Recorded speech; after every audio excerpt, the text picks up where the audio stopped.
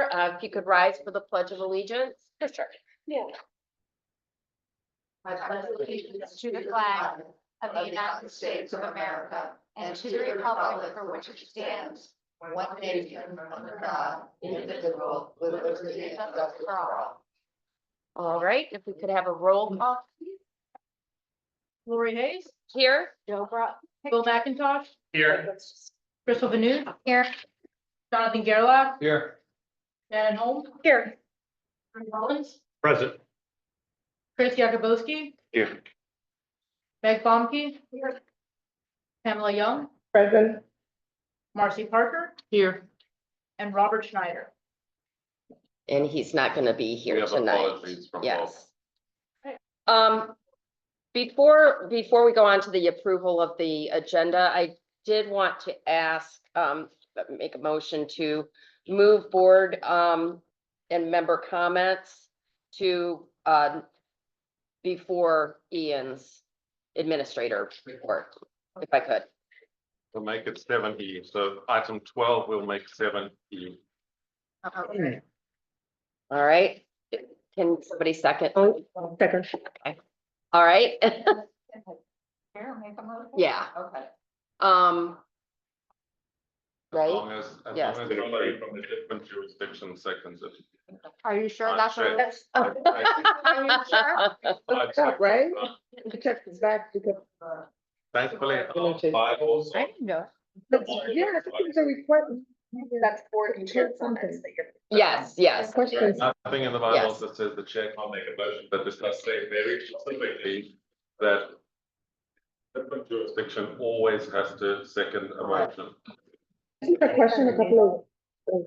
It was, and I misspoke, so at the next meeting I corrected it so that everybody. Who brought it up? Somebody. I thought it was- it can't be the same motion, the same Same locality, Yeah. yeah. All those in favor? Aye. Aye. Any opposed, any abstentions? Okay. All right, so now with that, I'll entertain a, Oh, never mind. Carry on. with that change, entertain a motion to approve the agenda. Okay. Second. All right, all in favor? Aye. Any opposed? Okay, that's good. All right, and we're on to public hearings. Madam Chair, if I could just explain these two because there was a little confusion. We have public hearings on two different UPWPs, Unified Planning Work Program, which is our business plan, and one for a TIP amendment. So the two UPWPs are the one for the FY25 year, which is the year we're in now. In other words, this one will run to an end on the 30th of June. And then for the new one, which is only in draft form at this stage, which will start on the 1st of July. So the FY25 one is already approved. We've been working on it for the last year, but VDOT have requested an amendment. Last year, they didn't ask us to do it, so I'm just explaining it so you know why and what we're doing. At the end of every, quick explanation, at the end of every year, myself and the executive director of GWRC have a meeting to analyze how much funding we are still going to need for the remainder of that financial year. And there's a process every year where we request VDOT to deprogram money from the budget of the year that we're in and move the money to the next financial year if there's going to be a little bit of money left over. We've done that every year since I've been here. We've done it again this year, but in this case, VDOT has asked us to please amend the FY25 UPWP to remove that money from the current year's budget in order to move it to the FY26 one. That's why there's this strange thing of the public hearing on the FY25 finished. And the new one, which is only in draft form and hasn't yet been approved by all of you. The 26th one, we will bring back to you with amendments. We've had some budget amendments and some requests by VDOT and the FTA for various amendments. We will bring you the amended FY26 one next month for your approval. So that's what those two hearings are all about. And the other one is for FXB Go, which is about migrant. So you just understand what the hearings are about. That's what we're doing. You are not approving the two UPWP ones tonight. It's merely to hear if the public has any comment. Yes, Yeah, so all the comments in there regarding new code, that will all be removed Removed. along with some other. Correct. So my request would be, when you send it out for the June meeting, could you please send us a red line version from compared to last year? Absolutely. That would be wonderful. Makes our life so much easier. Thank you. mhm. Okay, so do we need to take each one of these, or are we good? You could take them together if you like, but this is for the public to. Right, right. So feel free to take them together. Okay, so, on the public hearings that are resolution 2533, 2538, and 2536, does anybody from the public have any comments on them? Hearing none, No? yes, we'll move on then, and, we'll We're go to, officially closing the public. yes. Close the public hearings on those. Right And- before Joe gets back from the bathroom. All right, and public involvement, do we have any comments written? Yes, we do. You have that. There's several comments taken from the picture trace from I live on Lafayette Boulevard, right near where the Goodwill was previously built and the Salvation used to be. There's a bus stop there and there's no shelter. I think if we had a shelter area for people to wait when it's raining, when it's 100 degrees out, it would be very nice. It's Danielle McGee. Confetti cannons or prize at the end of the finish line, more places to bike. I would like to have more sidewalk from Edston. More areas to ride bikes or run. Was this, I was, this was the marathon that was for children. oh, Great, I great. was, Yeah, great train race. So you see, all people can make public comments. We take them from children, Make it from anybody. missing the crayon. Backtrack. We will take them from anybody. I would like to see walks from Avalon. More areas to ride bikes and scooters. More room for dogs going on run. Good for you reading this. Dog-friendly path. We also received 2 comments over email. I'm gonna time this one. 'Cause it's- This I'll have to time. Dear Mr. Ware, I have recently read some articles pertaining to your meeting in April. The citizen advisory groups endorsed Celebrate Virginia Parkway as the best route to take to build the new river crossing bridge. It was shocking to know a number of the toys out of the early FAMPO meetings that my husband and I attended is now number 1. I don't know how that transition happened, but we do not want this bridge here at this time. This community has become a tranquil residential neighborhood with a senior citizen community, an upscale single-family home community, an upscale apartment community, and a school for autistic and developmentally disabled children. This proposal will create so much traffic and noise from the park area, including shoppers, baseball games, conventional center attendees, concert goers, and drivers attempting to get away from I-95, Route 3 traffic, and young people taking their cars at night. We live in Battleground Estates, 3 streets of 50 elegant houses. Just north of us is Del Webb Celebrate 55+ community of 1,000+ homes. Celebrate is the Silver Collection at Celebrate Apartments. There are 278 apartments at Silver Collection at Celebrate. There are townhomes under construction just south of the Silver Apartments. My point is there are so many people living right off of Celebrate Virginia Parkway that this has become a predominantly residential area. And to open it up to all new traffic coming from north and south would be devastating to the tranquility we have become accustomed. Also, what happens to the Green Bank Road to Celebrate Virginia connection? This opens the homes that live on Green Bank Road that are close to the road to a whole new set of continuous traffic / noise possibilities. This would create so much stress on all the people living on and near Celebrate Virginia Parkway, not to mention the already crowded Route 17. We would not have bought here if we knew they were going to put yet another river crossing and connect Celebrate Virginia Parkway with Central Park / Route 3. It says in the article that the Silver Corporation was there at this meeting. Of course, they want to use Celebrate Virginia Parkway for this project because it benefits Silver's bottom line. The Cannon Ridge Golf Course property has been on the table for development for a long time. We were hoping for a park or recreational area. We fought to terminate any idea of apartments at this end. Got here 16 years ago, Silver Corporation had the vision that on Celebrate Virginia Parkway, there would be healthcare offices, small businesses, and light industrial. That did not happen. Since then, apartments have been added, townhouses have been added, made it more residential. I would also think that you would want the river crossings a little bit more spaced out and not so close together. The Celebrate Virginia river crossing will create a lot of residential crossover on Green Bank Road and Stanford Drive that are not made for this kind of traffic. as well as what is mentioned above, that 317 Warrenton Road will be greatly impacted. I asked FAMPO to reconsider this to Celebrate Virginia Parkway for the river crossing arts to Birch. One more comment? Donald Lauer. Hello, I support the river crossing. I support the bike racks and other various forms of transportation. Renewables are vital to progress and climate change. Thank you to Biden/Democrats for legislation of the Infrastructure and Jobs Act that only 2 Republicans in the House supported. Here are the votes. And that is it for all the written public involvement comments. Okay, thank you. And anyone in the audience that would like to have public time.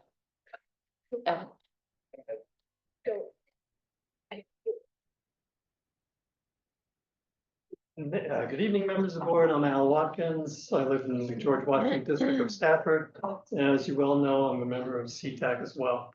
Last month, the policy board received a CTAC presentation that was based on all the information that we had analyzed in the current MBI study. I thought that it was very well received here. It certainly generated a lot of discussion. In any instance where new info or data becomes available, I would like to believe that it's proper, it's important to look at new information and see if it potentially necessitates any changes. I presented some of that at CTAC last week, and I think it's worth peeking at, and if it's okay, I'm just gonna leave this stuff with you, and unfortunately, I don't have a printer that would allow me to print enough for everybody. Now that I've been told repeatedly by staff that because of the existing study did not involve Spotsylvania County, that the only decision that this policy board can make must pertain to the limits of the study. Currently doesn't involve Spotsylvania. And so CTAC's options go beyond the current 5 options, that the choice is beyond the scope of the policy board to consider as well. Currently. Personally, I strongly consider that a route potentially is more impactful than any route that might go into the city of Fredericksburg. And I certainly consider that a branch into Fredericksburg, or a branch into Spotsylvania, is the kind of impact that this needs. Frankly, I got the impression last month that many of you kind of agreed that the connection to Route 3 like CTAC doesn't get plain soon, that it can never really happen. Please don't lose sight of that. Like myself, you have likely heard that this project is too big and too expensive and will never ever happen.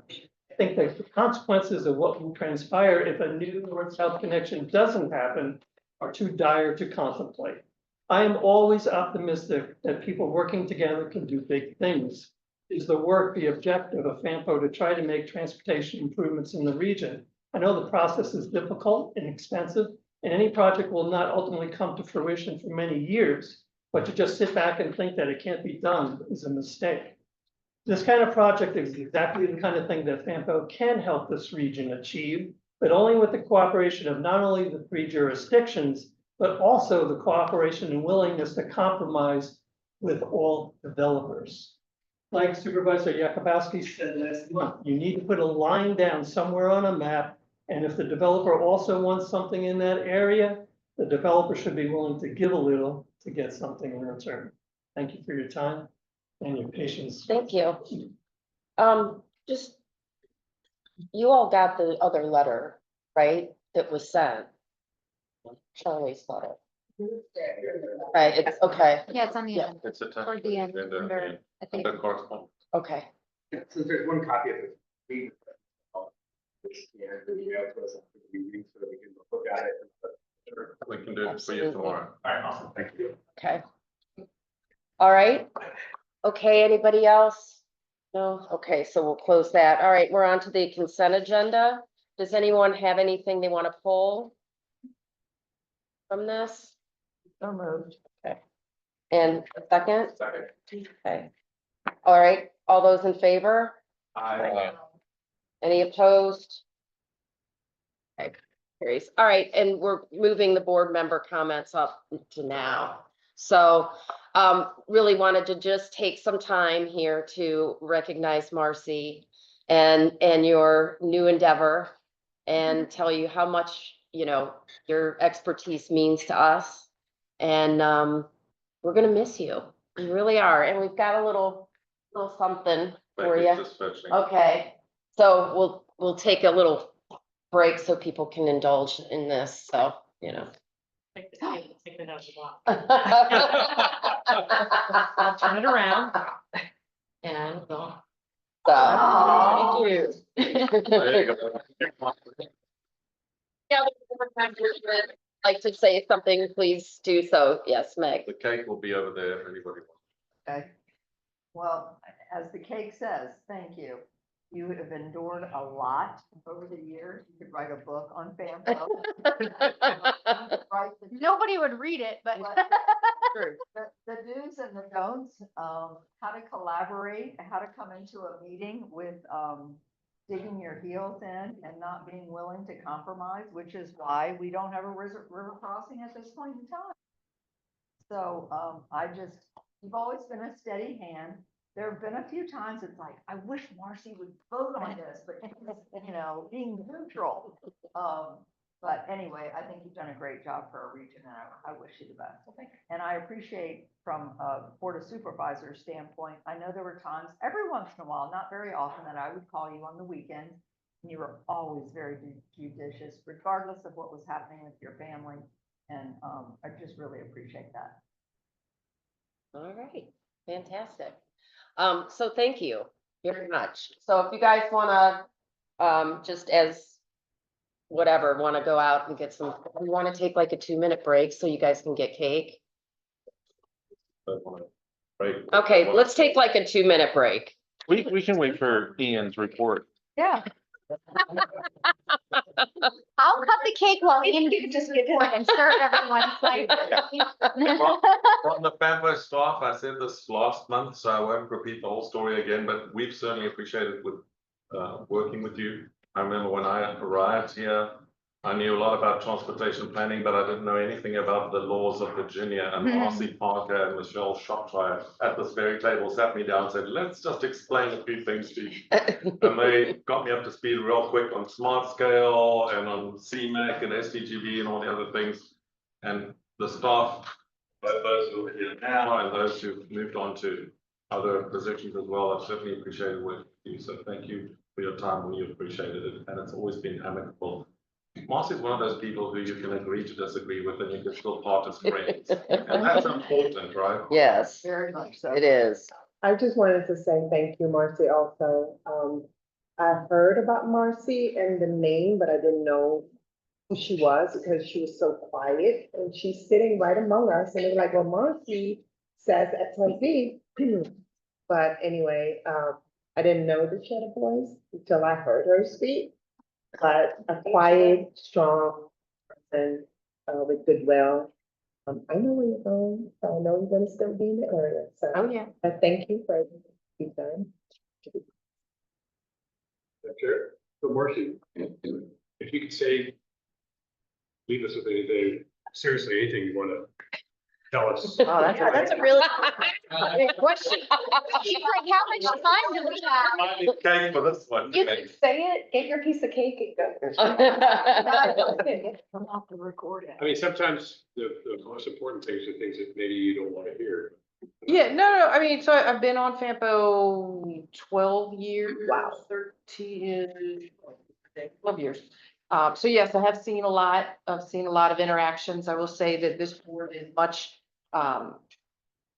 nicer, calmer. You get along with each other much better than some previous boards over the years. You know, there's no yelling and screaming and banging on the table too much. So I mean, I would just encourage you to continue. I mean, this is, yes, we all live here. We all are passionate about our own localities. You know, I'm the neutral person. You know, I'm not saying I live in Spotsy, but I'm not saying I always agree with Spotsy.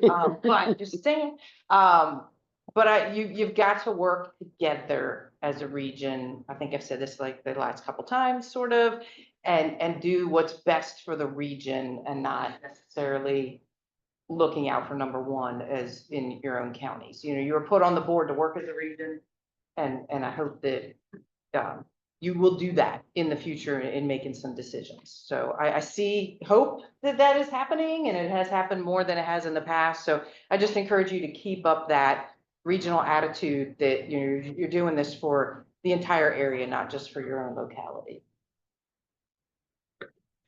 All right. Good question. Fantastic. All right, so I guess, doesn't seem like people want to take a break, so you guys get up and get cake, I guess, whenever you want. Cut a few pieces. Oh, Yeah, okay. Oh, awesome. Okay, Ken's like, thank "Don't you. have to Tell me twice. Thank you. So we'll go ahead get and, your- yeah, you and go on to Ian's report. Yeah. I made You one guys can each have of those some if too. you want to pass them around. Okay. It's a giant cake. I'm gonna go straight into it because I know we don't like long meetings, so, Jean, if you could just click on to the next thing. One of the things I was asked to do in a previous, performance appraisal was to keep on getting the transit data and presenting it to the policy committee, and I tried to do that. So that graph shows you the overall ridership since January 2024 of the three main transit operations in our region, being BRE, FXB Go, and OmniRide. My apologies for calling it Fred. I should have put that in. The green line at the top is BRE, and we've had said a lot in the past about BRE struggling to regain riders after COVID. And if you look at that green graph, you can see now there's been a massive bump. And that is obviously as a result of the return to work order by the federal government, by the new administration. There you can see the actual numbers for yourself.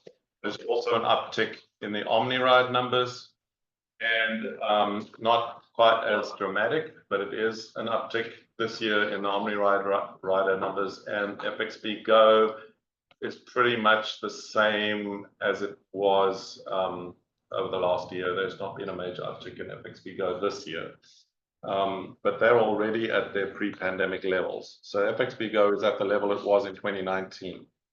So I wouldn't expect a massive increase. Also, they don't deliver people to federal offices, and so you wouldn't expect a big bump. Next slide. Then just the breakdown. Those are the numbers for 2024. And if you just look at a quick cast your eye along the bottom, you can see the total ridership for January to March 2024 was 76,000 for BRE. And if you click over to the next slide, you'll see that for those 3 months, it's 87,000. So that shows you that it's growing. Next slide. Oh, yes. Um, You showed these before, but so why, go back one slide, please, Eugene. So why is there 0 for on? If these are the outbound trains, why is nobody getting on, but everybody's getting off? That is a Where- very good question, and it's a question we would have to ask Okay. BRE. But I think that they don't count every person at every train getting on and off both times. I think they're only counting once. But I don't know that for a fact. We'll have to ask BRE and get back. Yeah, that's not. Yeah. We don't see these. Yeah, no one's. I've just cut and paste directly from the VRE charts. I haven't touched them at all. Yeah. Yes, I'll just add something. There are 3 of us here that are on the BRE board, Dr. Young, Dr. 4 of us. And I'll just tell you, the bottom line is that we used to have 18,000 riders a day pre-pandemic, and now we're at a little over 13,000. So we still have a little ways to climb to get back to pre-pandemic, but fortunately, DRE has about 160 million still of carryover funds.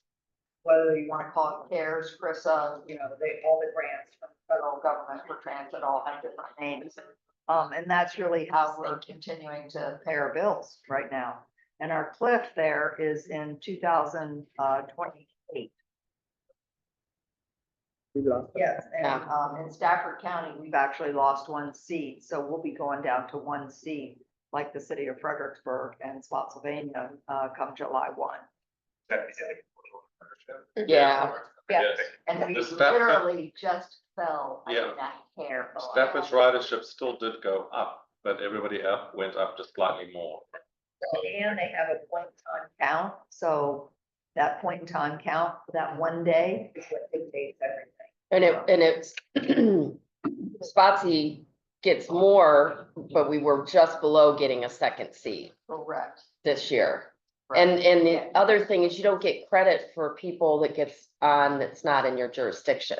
So it's like, you guys, if I come here and take the train from here, you guys don't get credit for me Right. for that. Right, so we Right. have people that, if I can, Madam Chair, like that will drive in from King George. That falls into the other category. You don't get any credit. Yeah. Know that. And I forgot to mention that. Can't even Forrest count how many on there, got too. Yeah, they don't even know when they got on. How do They know what count sit that out is? there with a count. And it's a Literally one day, Well, they ask. Ask that. We should stand out there and tell people just to say staff. That's what we should. I would remind I'm them gonna go to that the staff meeting and is tell being people. recorded, just in case anybody can argue. Yeah, That's our feeling at. that's for Fredericksburg, but they're all saying it. There we go. These are the damn statistics. Exactly. Straight from VRE, I don't amend them at all, I just show you what they say. Next slide. This is FXB Go, and these are more high level than individual routes. But I've compared again 24 and 25, and you can see it's 70 versus 75,000, not a significant change, slightly less this quarter than the same quarter last year, but still pretty much in the same ballpark. They're in your pack as well if you want to. Just a comment, if you could write up there, the ridership, what you're referring to. You know, the buses, the BREs, like, you know, That's the bus. This is well, I know. FX, saying if you look at say the, that on the, if you look at the top of the slide, It the says it. okay. blue box there, FXB Go ridership, so that's. The empty buses. I was just saying for around. people that don't So know. I think Mullins? that's what Dr. Young is saying for. For those that don't know. They don't know FX. Oh, I see. I just followed one in just this evening. Train. So, That's where. Okay, well, for the VRE slide, I put a picture of the train, so what I'll do is I'll put a picture of the bus. There you go. It's not just for us here. Actually, I'll put a picture of a bus. See, we're here, we know what we're. For my performance appraisal, you can write, don't forget the picture of the bus. Put pictures on your graphics there. Okay, next slide. Okay, this is OmniRide. There's a picture of the OmniRide bus in the top left there, so you can see. And you can see there, if you look again, just at the total column, in 2024, for the 3 months, it was 49,800. And now in 25, it's 69,500. So you can see there's a significant increase since the call to return to office. Next slide.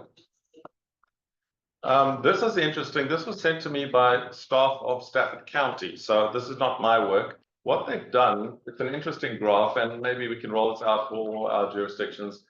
They took all of the transit ridership, the ridership for all of the transit that was available in Stafford County in 2012, and every year from then until now.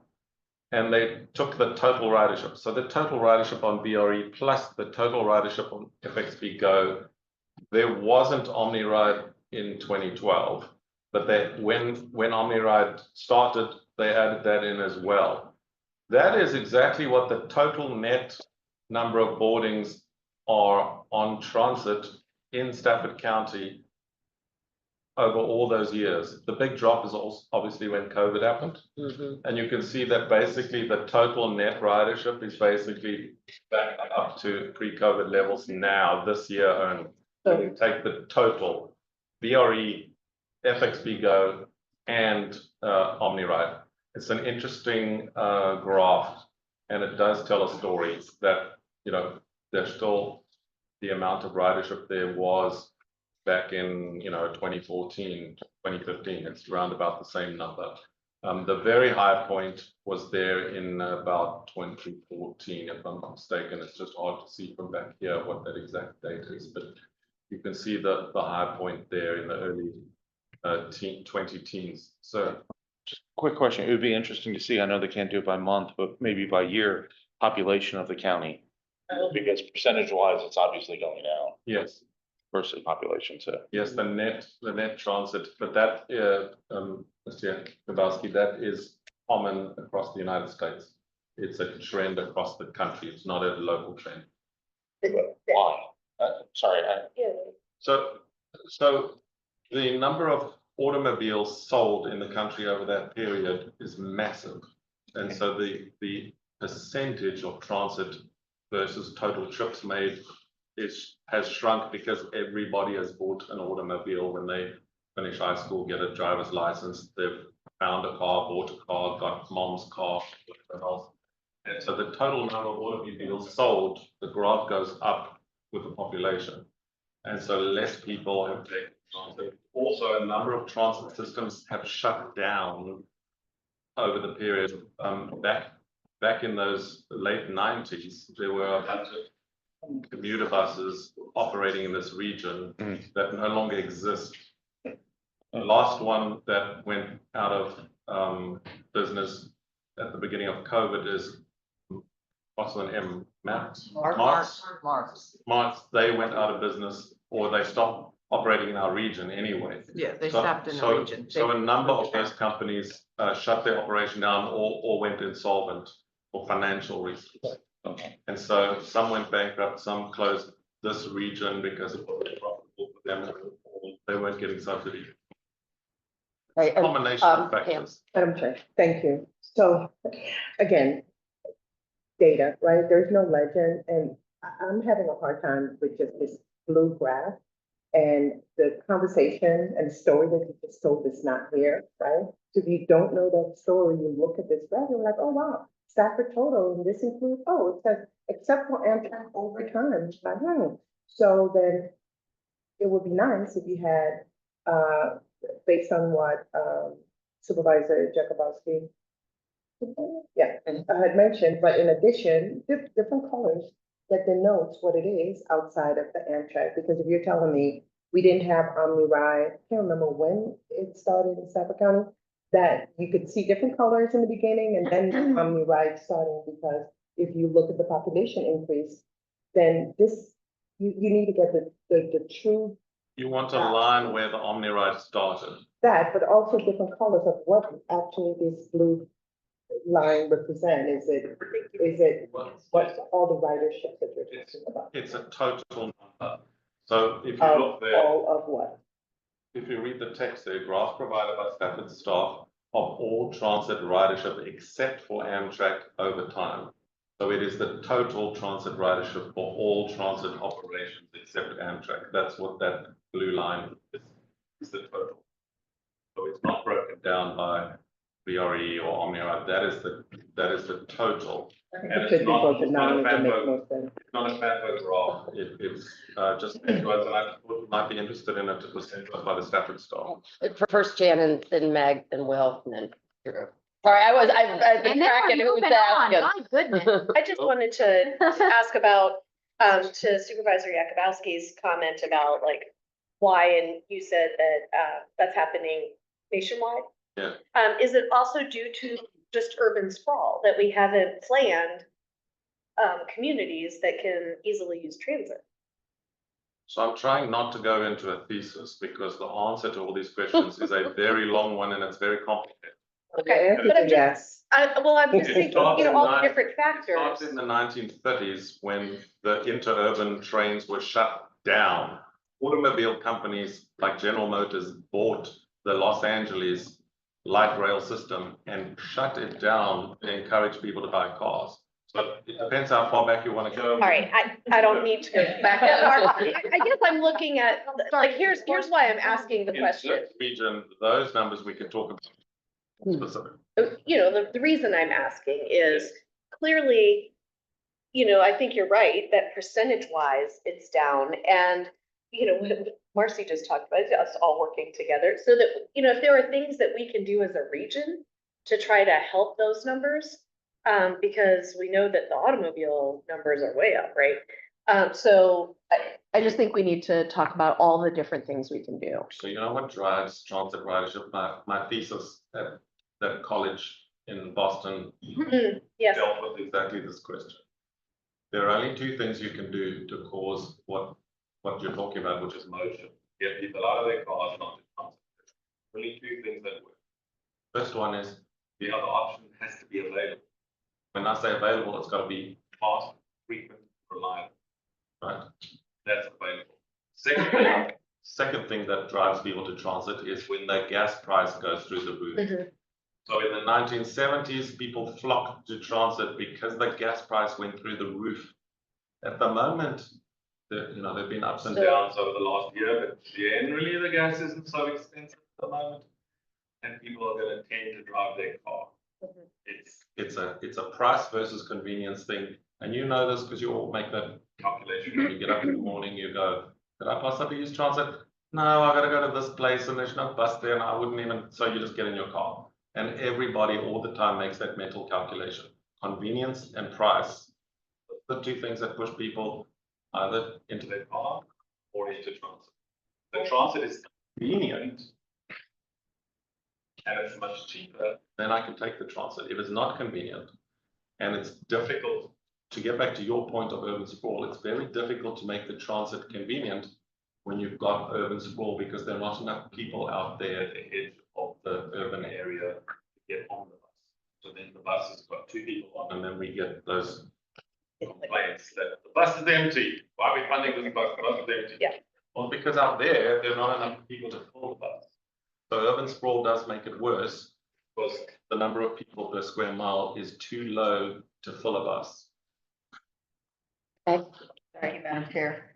Ian, do these numbers include the bus, shuttle buses, the The VRE, no, the Commuter. vans? Fans? no, I don't believe they do, but I will check with Matthew. Matthew made Okay. that graph. Yeah, so I kind of agree with Dr. Young. So we used to have a supervisor years ago. I served with him on the school board and then he went over to the board. His name was Ty Shiver, and I will never forget this. He would always say, what's the so what factor of this? What's the so what factor? And so if a constituent was reading this, they would have all the same questions that we're asking. So, and I think our staff might have these numbers because otherwise we just make up our own assumption about what the so what factor is. Only point of the graph, I think, is to show that we're back to the plateau of transit ridership in total, the net that we had for all those other years. But we should maybe also put a footnote on there. A legend. This excludes the, car riders or carpool. I will make a note. What do you call those? Commuter. No, Yeah, not others. It doesn't even include the sluggers. Van Pool, Yeah, The van pools, but you also have the I big will make a note. commuter, not outside of OmniRide, you have other, buses that we used back in 2012, outside of OmniRide. And they stopped riding, but Like the Mark The thing, Mark. There we go. whatever it was. yeah, so. Yeah, like I said, only this one page, this graph was made by Stafford County. I just thought it might be interesting Well, to we're show going you. to tell Stafford County we that- don't like that slide.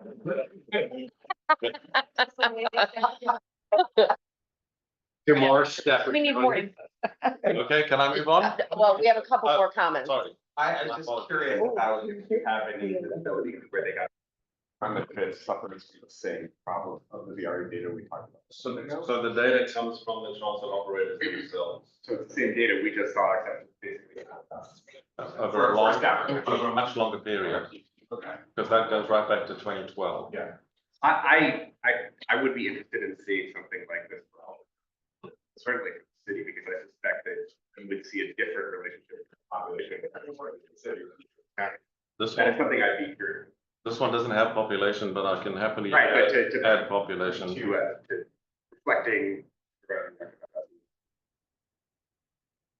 Yeah. that's cool. But I mean, just if I can intersect, and I don't know if our transportation staff would have these numbers. I mean, I don't know how how are you counting? I mean, VRE, you can count, right? Because they have station data, but like, how do they know? They have to submit to transportation.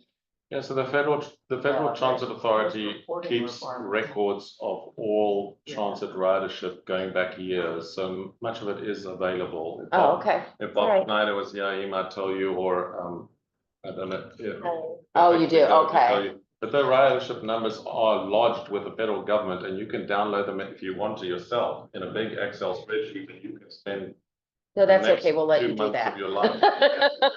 It's all available. Have a comment too? This is, I'm gonna try to every topic, ask a question first.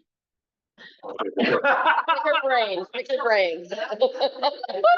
Marcy transit ridership, you better. 2012, traffic numbers on 95 going north versus today. I mean, I've heard different numbers mentioned over the last 10, 15, 20 years. Any comment on, like, if we knew the number of volume or number of riders going north, then that would be a background data point to compare this. So we have all the traffic volumes online. I can't tell you what it was off the top of my head. Express lanes were not open at this time. They were not even under construction, I don't believe at this time. So just the HOV. Not down here, for Not sure. down here. Yeah, the, There wasn't even HOV, yeah. No. yeah, HOV opened in 2013. Didn't Express. Not, Lanes- so we had Springfield, remember? Springfield's the only. We had issue. Springfield. Yeah, but it came down to Garrisonville Yeah, but we, in 2013. Okay. okay. So none of these existed and that was, so even in 2012, you're not gonna have express lane. Yeah, and you can see where it dips down. to 13. There's one little problem which I don't mean to blame anybody, but I've been trying to get the I-95 data for the last year to compare the express lanes with the local lanes, and unfortunately, in September 23, the northbound counters that VDOT owns have broken and they've not been replaced. So I only have up-to-date figures for southbound traffic. I was going to bring, the next slide was going to be, and let me tell you about I-95. But the traffic counters on the northbound lanes of I-95 that are separated between local and through lanes, the counters broke. VDOT is in the process of acquiring new counters to replace them, but I don't know, there's been a delay. Before you go. I will ask the question. The last data that they are able to send me is September 23 for the northbound. Well, traffic. whatever it is, double it.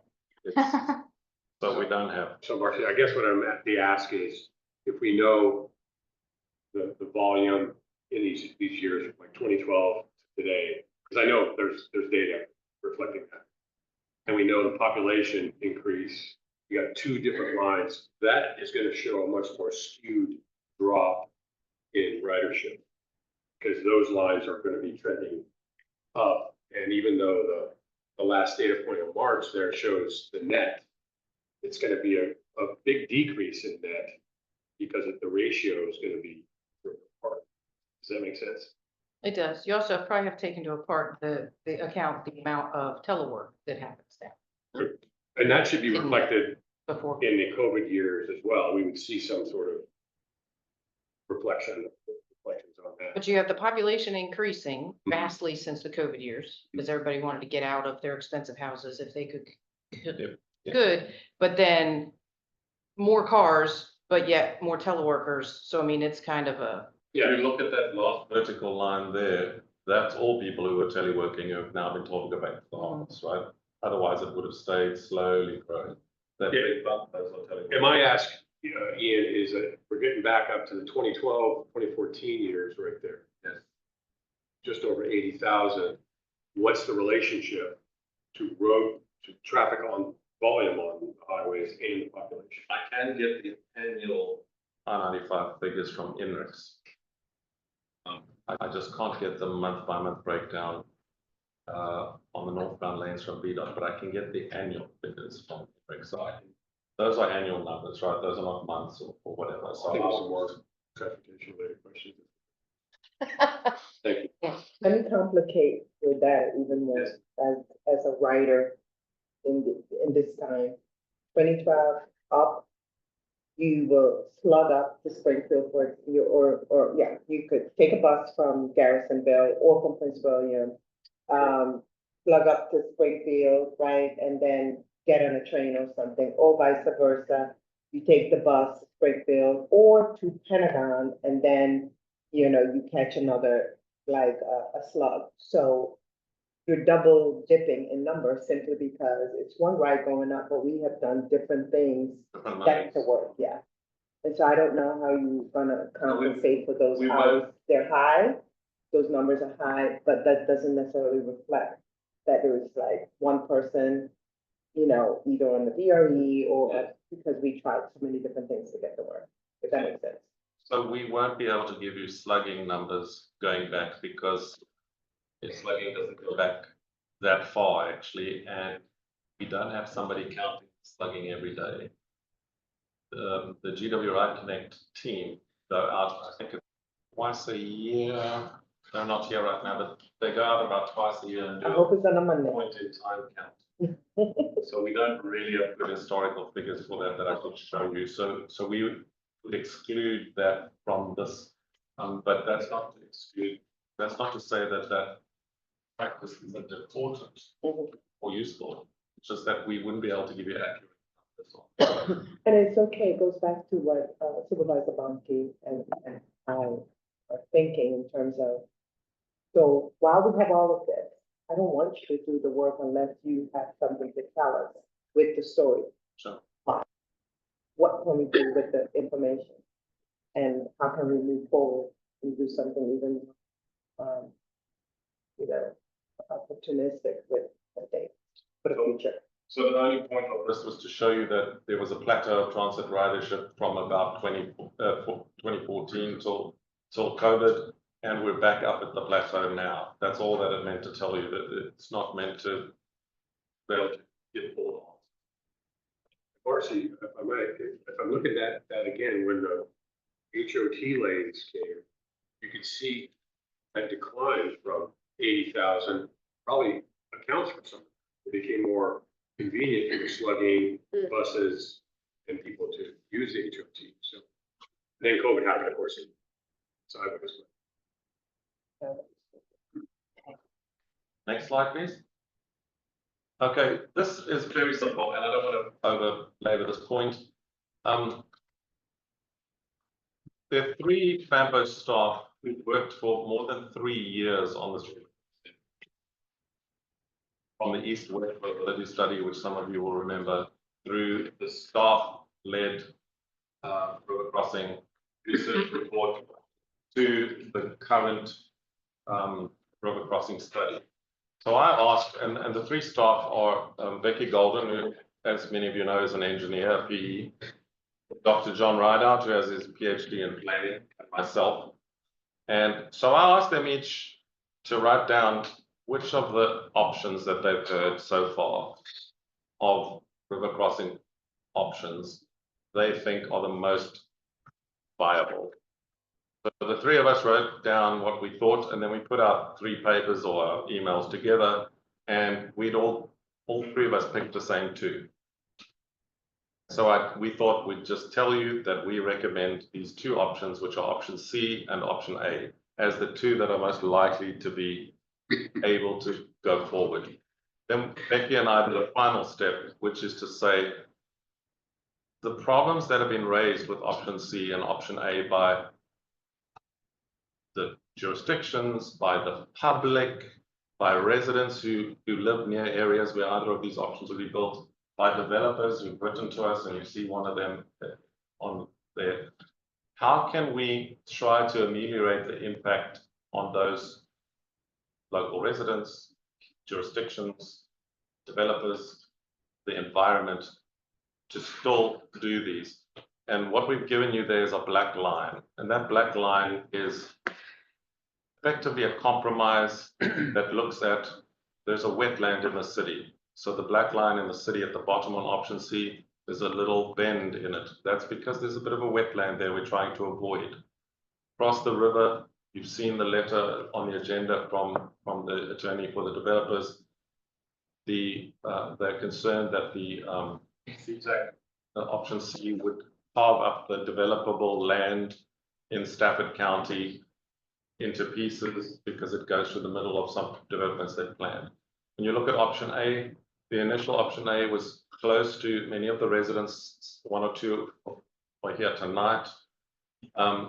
We've looked at pushing option A further to the east to get away from those residents, and there is a vacant property there where the owner has moved out and the what the home is lying vacant and deteriorating because there was a proposal to include it in the new Belmont development. And I printed it out so that you can see it a little easier. Anyway, the point is, those two black lines are staff putting our heads together saying, how can we construct either of these two in a way that would minimize the complaints, the concerns, and the issues I've raised and the environmental issues. And then I asked Becky to add onto that map the CTAC option C and our consultants option C and option A, which is the line that they drew. So all that that black line represents is an attempt to reduce the impact on people who've raised concerns. That's all that they do. However, the overall picture is all that we want to say to you is we as 3 staff who worked on this for 3 and a bit years, these are the 2 which we think are most realistic, option C and option A. And bearing in mind, finally, that we're not going to design here in this office the future alignment anyway. When VDOT does the final NEPA process, they will have engineers who will go and do soil samples and will go and check the site and will come back with a amended alignment. So we don't have to get the alignment right. All that FAMPO needs to do is pick a corridor that is a locally preferred corridor. We don't have to have the exact alignment. You can see those 3 lines. They're all in the same general vicinity. And the exact alignment will not need to be worked out here. We just wanted to give you our input, and that's all that I say. We just put it out so you can see it a lot easier. And I'm done with that. Okay. Yes. Okay, Madam Chair, question for staff. And really for the city folks. I mean, the real reason we're not doing B is because of the data center. And the wetland, which is Correct. in the middle, so right, B goes right through the wetland. correct, and you can see that here, okay.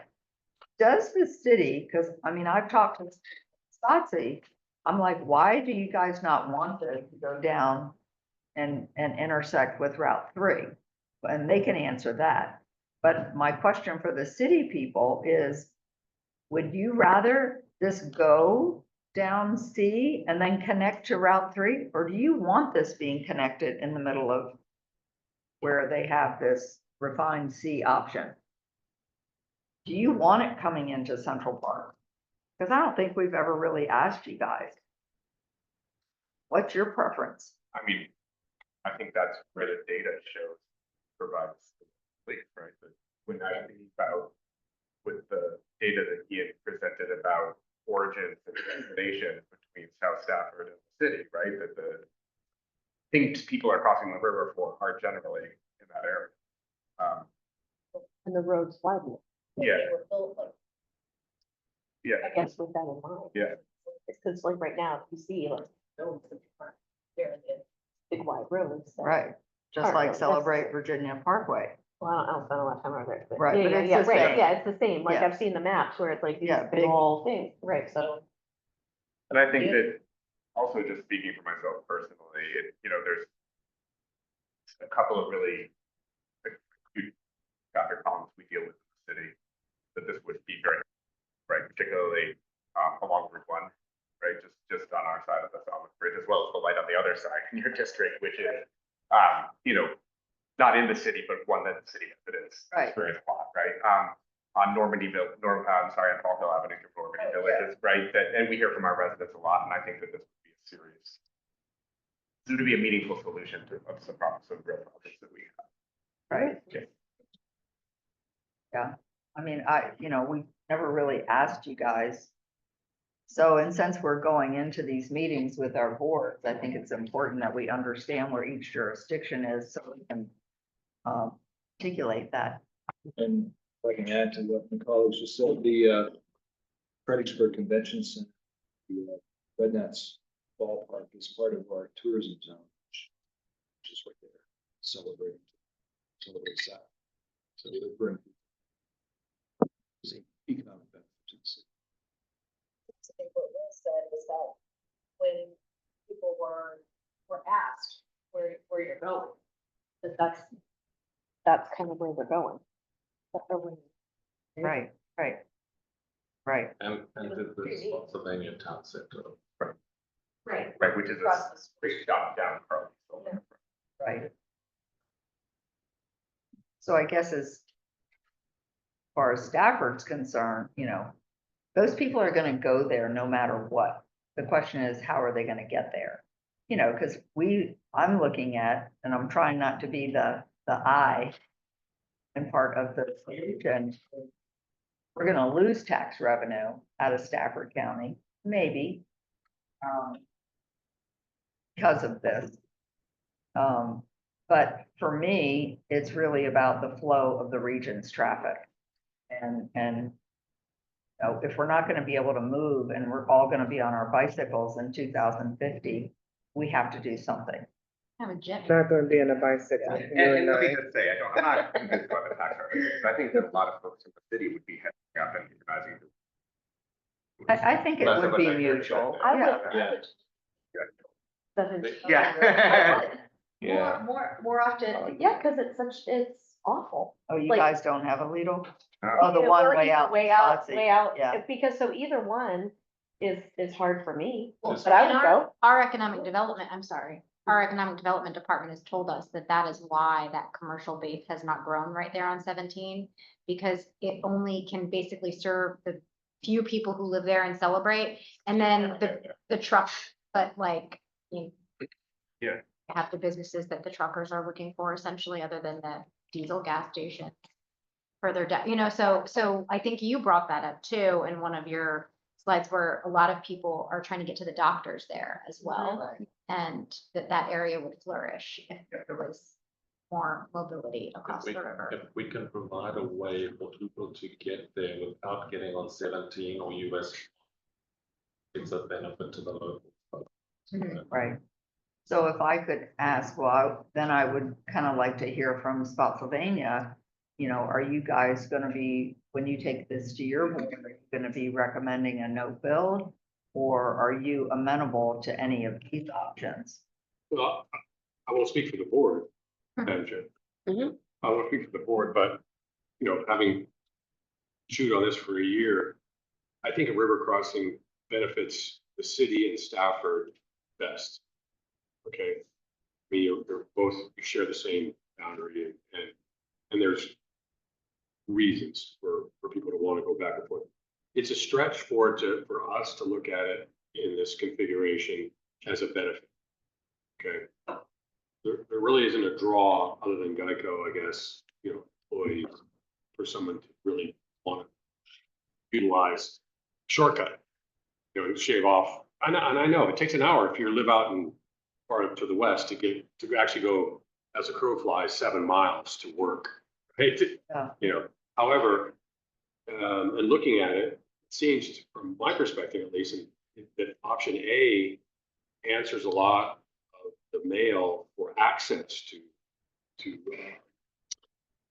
Celebrate Virginia South, and has least impact, other than probably the NEPA stuff, environmental things, least impact on future development down here in that Charlie Payne and others, citizens have talked about. If we were to, I've been looking at this hard since I've been here, as far as taking my Cortland hat off, and just recognizing if I was to look at it from a standpoint of truly the best place, I probably wouldn't get reelected next time, which is fine, right? But a river crossing further to the west, even if it was CTAC recommendation or something like that, makes the most sense for us because we bypass Central Park. Right. Okay. Right. So we're not having to go into Central Park. For us, it's like, yeah, this makes sense. We're gonna have a route. So anybody out on 17 that's not dealing with 95 could be utilizing that part. So that to me makes sense, right? the hurdles are what they are and the objections are what they are, but that's an easier lift. That would be more of a logical lift, I think, for us, you know, on the Spotsy side, than trying to support something going into Central Park. It's already, I mean, it's on certain times of the day and the week, it's already a congested area and you haven't even built it out yet. Right? It hasn't even been built out in Celebrate Virginia South. Imagine there's no bridge crossing and it's built out and it's local traffic.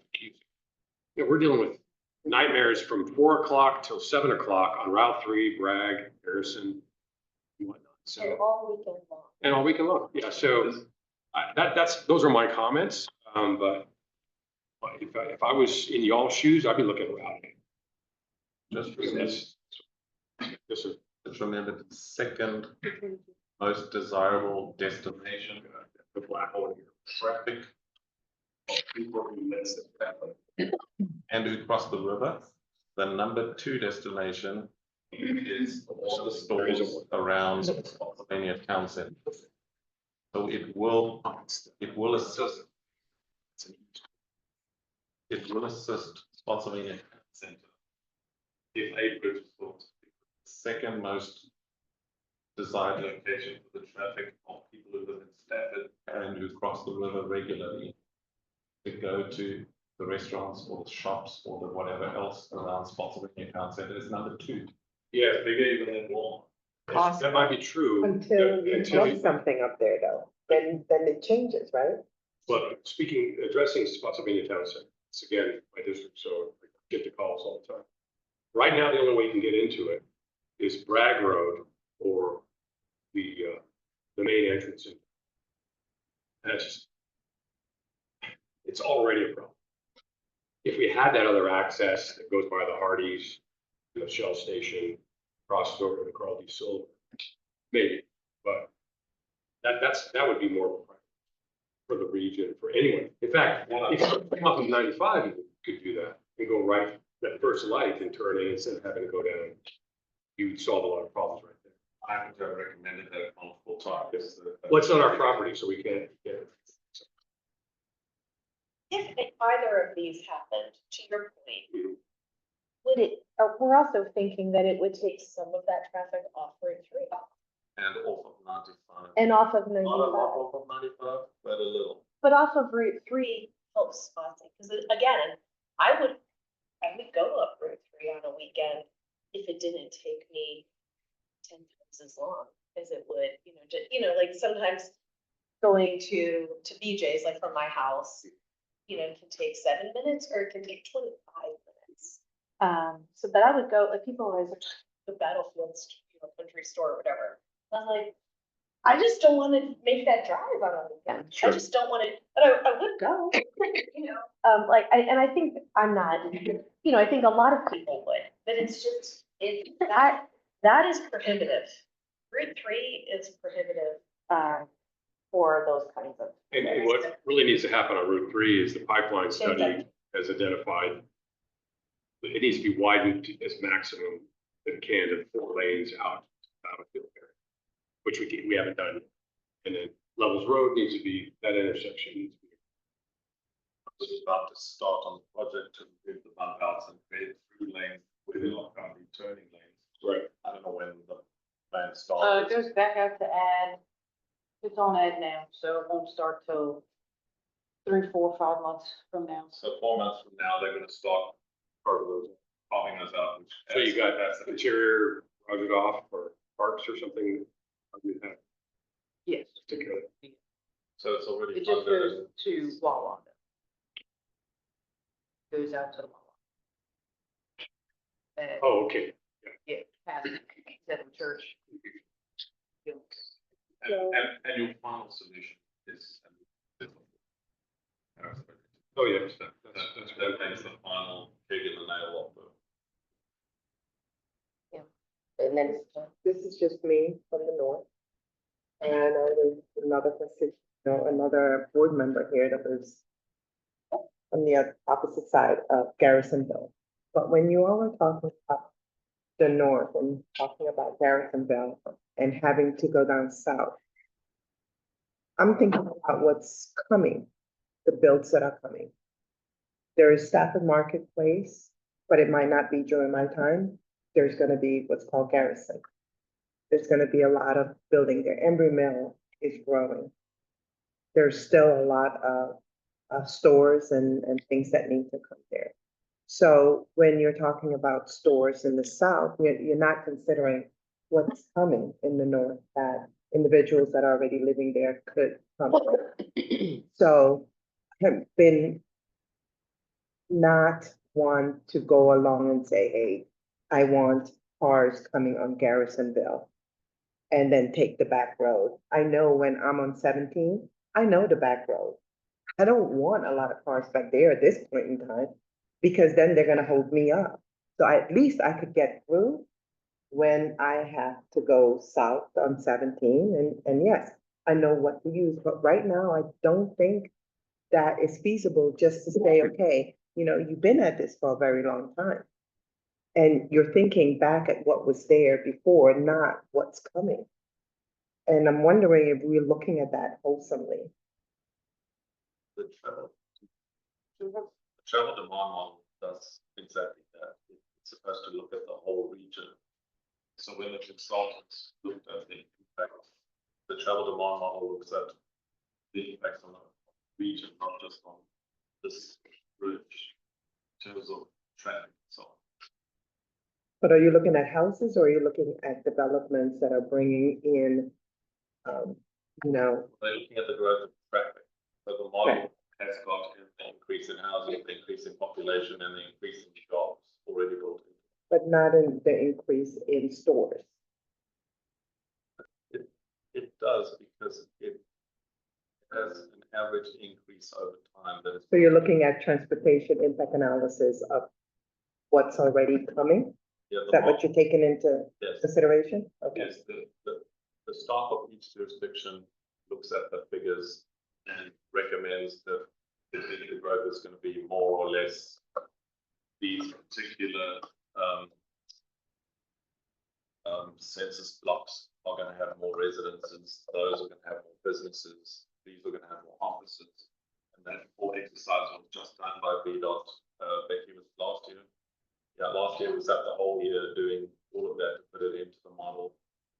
And so it's supposed to do exactly that, try to predict where the traffic jams are going to be 2030 or 2035. Of course, the further into the future you go, the more speculative. Closer to now, the more accurate. So it tries to do that. But essentially, if we don't create more capacity, it just gets worse. So your back route will become more congested as well. Just right through, when it's just yours. And then Chris. Jen. and then Drew, Chris. just follow up what you said. Do you have an idea in mind where the route would go if it avoided the, or would it go up? I mean, Would go up Golan, drainage, on the way to your house under the road? the only land that isn't, that's available, is the land that's been identified in the spinoff from Cannon Ridge, and it terminates in Fry Lane. Mhm.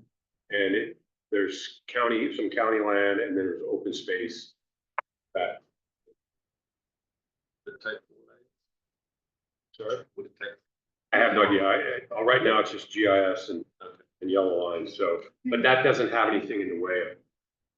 When you look at the history of the river crossings, and somewhere in here, I just briefly saw a slide that showed 1998, and there was all those options to the west. Right. One of them though came right through my backyard, so I know why we didn't.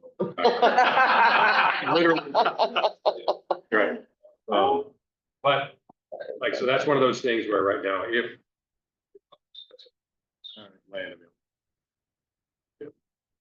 And I'm not advocating that, I'm not No, I know. pushing that, it goes back to put the line on the map, comprehensive plan, and have the discussion kind of. Right. And that would still impact, Celebrate North, the land Yeah, that it's Charlie still- Payne was writing about. Yeah, the arguments against your option C's there, it would impact that. Yeah.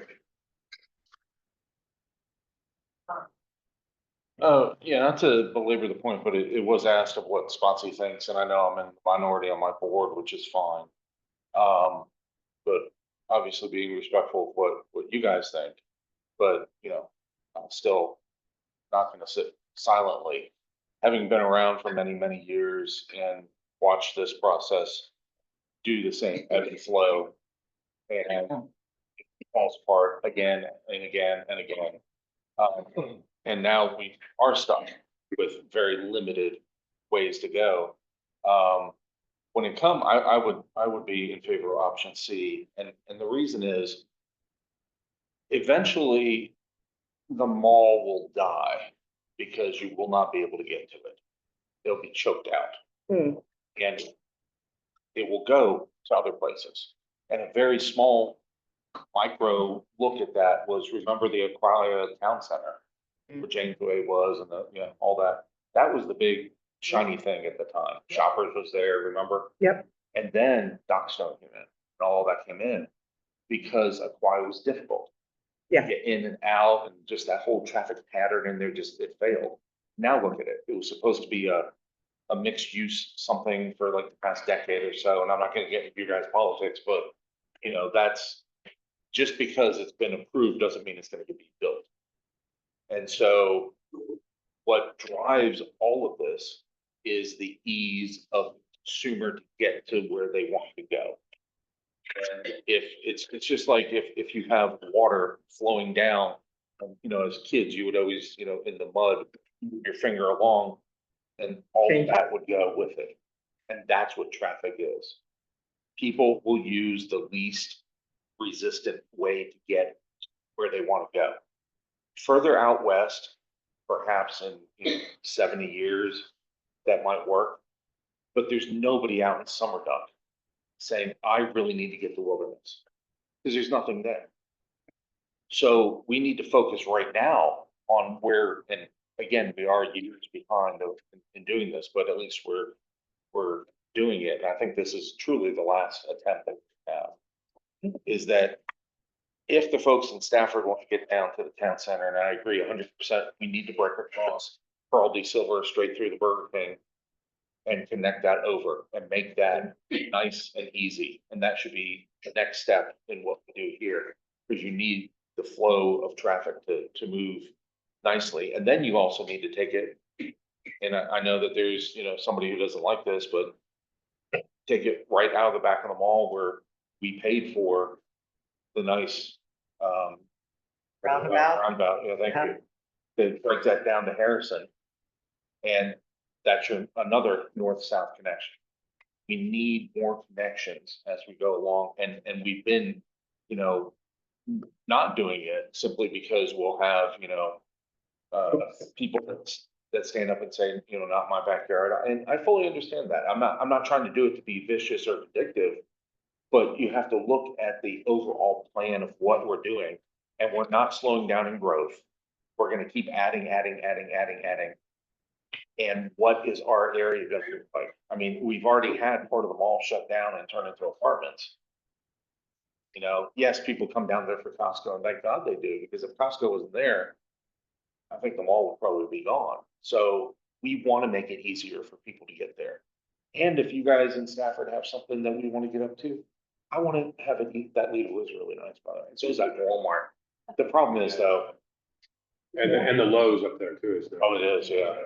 Except more. Don't stay in like Pennsylvania. Problem. They always have what I need. Your money in Stanford. I know, right? One that's Not only that. But we need to make it easier to get around. And this is one of those release valve that we can use. Yes, the weekends are always going to be crazy and hectic. But we have in Spotsy, I don't know if it's dropped, it was something like 60% of our workforce leaves the county during the day.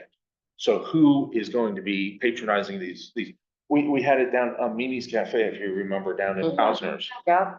That shut down because it had no business during the day. It just had nobody because nobody's around it. So we need to make it easier to get around. There's a little thing about jobs. Smart skill metrics, one of those metrics is how many jobs you can get to with 45 minutes. So the more jobs and locally, the more smart scale money you could get to build transportation, even if it's sidewalks, or whatever it is you want, that they count how many jobs are available within 5 minutes drive. And DC is not within 45 minutes drive. So if those jobs in DC don't get counted towards your smart skills, I'm telling you that as a fact. So just remember, jobs increases your likelihood of winning smart skill funding. Meg, did you have Yeah, I another just- comment? One last thing, I just wanted to mention, off of Route 17, in Stafford County, we have done very few zonings from, A1 residential, single family. Embry Mill was done in what, 1980, 1978, it started. 1978? I mean, that's how old Embry Mill is, but we have a project coming called Westlake Village. And it was rezoned in 1989. And they are just now doing the water and sewer infrastructure. But it's 700 homes off of Route 17. And, I can't even imagine what 17 is gonna look like when that comes in. So that's in the back of my mind as well. And I just want to remind everybody that, what is it, 60%, 65% of the traffic coming down 17 is all coming from Interstate 81. So those people don't even live there. That's why I want to get the locals over the river to wherever they want to go. I feel like that is, because the Falmouth intersection is not going to survive for another 15 years the way it is right now, 15 or 30 years. I mean, it's painful. The fixes that we did there, nothing against them. Hey, Bill Howe got us some money and we made it happen. And, it's a beautiful thing right now. But, so I really feel like the time is right for us to, and I'm glad we're taking it to all our boards and we can come back and make a decision. But I agree with Chris, we have to do something for the benefit of our region, that where we may be here, we may move away, but we have to do this when you look at the data analysis. I just have one comment, then we'll move on if that's okay with everybody. That punch through that you're talking about, Chris.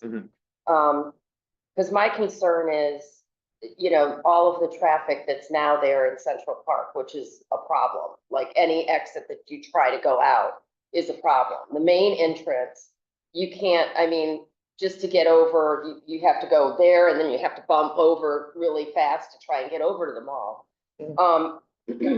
That wasn't considered in looking at, we didn't have that on any study that we did, correct? We kind of threw in the Harrison Road thing and it wasn't really a very in-depth study. But I would think that punch through would be more valuable, really. And it's a smaller project. If I might, and my Fredericksburg friends here are not the ones I'm talking about, but there has been the friction between the city and the county of wanting to punch through because the city didn't want everybody making it easier to go to the town center to shop, especially when the Subway Virginia was built. So there was always that, and we've talked about it for years and years and years. And in fact, I mentioned it as one of the reasons for an RTA is that is a great, jurisdictional project that we could get done.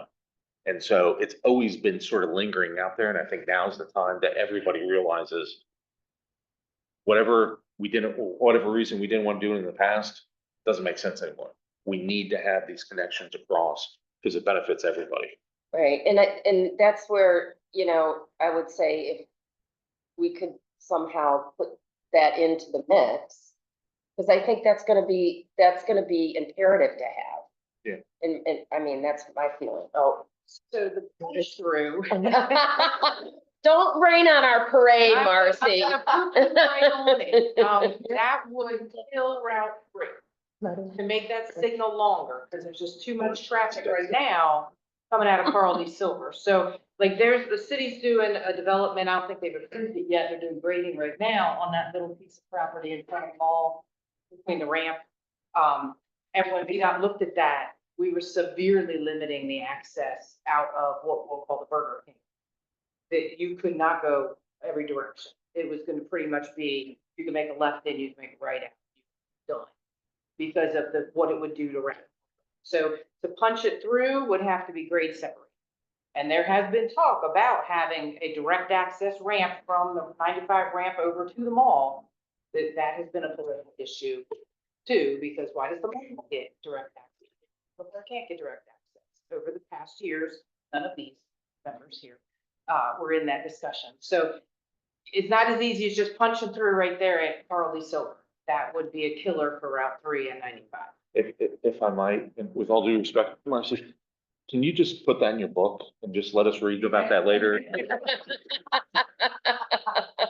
But it facilitates the discussion of something in that area needs to be done. Maybe the punch through is not perfect, but the flyover has been discussed and, you know, maybe it is a trade-off that, you know, the bridge is more city and Stafford, you know, centralized more than Swansea. But we see the need for it. And then the flyover to get to the town center is obviously more focused on us, but they see the need because it all works together. You can't look at these things independently and think that mine is better than yours. It all works as an overall package and plan. When I gotta say, I never have understood why that roundabout is out at the town center. I'm like, why do they have this big roundabout? Oh, in the back? Yeah, Okay, if I might take 1 second. sure. When the outdoor center was built, we did a CDA. And the CDA back there actually had tons of holes. The AG came down and said the way we were doing it was absolutely wrong. So it couldn't fund the connection back to Harrison. But it was supposed to have a connection back to Harrison and Harrison to be improved all the way to Salem Church. That was the overall plan, was to have that back relief valve. And it got shut down for that and other reasons too. So, but, you know, that's where it stands, but it's still set up to do that, not with a CDA, but we have to find the money to do it. All right. Okay. Item 2 on the agenda. Next Move slide. along. Okay, these are just some quick things to alert you to. Thank you to those of you who came to the spring CTB meetings and spoke there. We always try to have somebody representing FAMPO. Just remember at the next meeting, June, we need to elect the new office bearers. There'll be a chair from Fredericksburg, a senior vice chair from Stafford, and a second vice chair from Spotsylvania. So put your thinking caps on about who you want to nominate. Those are what we need to do. At the next meeting, you will need to approve the UPWP. It's not on tonight Right. because we had to get to 30 days public comment, and that's only 3 days from now. So we couldn't do it tonight. We have to vote through next meeting. The CMAC SDGB allocation revisions will be approved, and the new SS4A, Safe Streets for All grant application will be reviewed. Those things are coming. On the agenda tonight, we've got the CMAC allocations, which we need you to look at because that UPWP, I have to put these numbers into that document when I bring it back to you next month. So that's why these numbers are on the agenda, so that you can make a decision on that. And then I will put it in the UPWP, bring it back to you next month for your approval. I'm done. And thank you. And just, because I know not everybody came to the CBT, CTB meeting. I thought it was really, really good. And the secretary did say something that really resonated with me and should resonate with each one of us too. You know, we have control over the development in our area. And he made it clear that some of these things that we're experiencing as far as transportation project or transportation problems, we've done to ourselves, you know, to some degree. And so he didn't say that, but that's what he, Between the lines. between the lines, that was very clear. And, you know, I think, just to get on my little soapbox for seconds, is I think we need to think about that when all these projects are coming before us and we're, you know, when you look at the cumulative effect, it is staggering of what happens, you know, when it's onesie, twosie things. And then all of a sudden, 2 years from now, it comes to fruition and we've boxed ourselves in a corner. And so you know, I just wanted to pass that along because I thought that was really good for him to sort of put it back in our court. Like, hey, you guys, you have some say in this. So you can come and beg for money all you want, but be thoughtful about what we're doing. So anyway, okay, now we are on to our river crossing alternatives with Mr. Brito. And just I looked at the slides and everything. There's quite a bit of information here. So we're gonna have you present for 15 minutes. If you could sort of give us the executive high-level summary. I'm And gonna cut down. boil it down. Some of the slides, but, on Thursday, I had a new idea that I think will work out very well for the region. And, it has to do with the traffic circle in the back and access to 95. And, I'm gonna go into that. But anyway, my name's Joe Brito. It's right there. I live in Stafford and. No, we put the timer on the screen. Yeah, so that's your time up there. All right, well, anyway, I'm not gonna go over all this, you probably read it already, so. Yeah. But anyway, there's been a number of river crossing alternatives looked at, and this isn't all of them. There's a half a dozen more before this. And this is a study back in '98, and the corridor one was chosen. And now there's a $31 million houses being built right here, so that pretty much kills that corridor. And this was another study. It was done in 2013. And you see there are many alternatives. And I think one of the members was asking, have we studied out west? And we have, and that's the thing. We don't need to reinvent the wheel. We already have that information. So let's, move on. Madam Chair, Yeah. Joe, is there any way you could scoochie a little bit that way so we can see a little better? Perfect, because we want to see your slides. Thank you so much. Mobility was number one issue in Stafford County.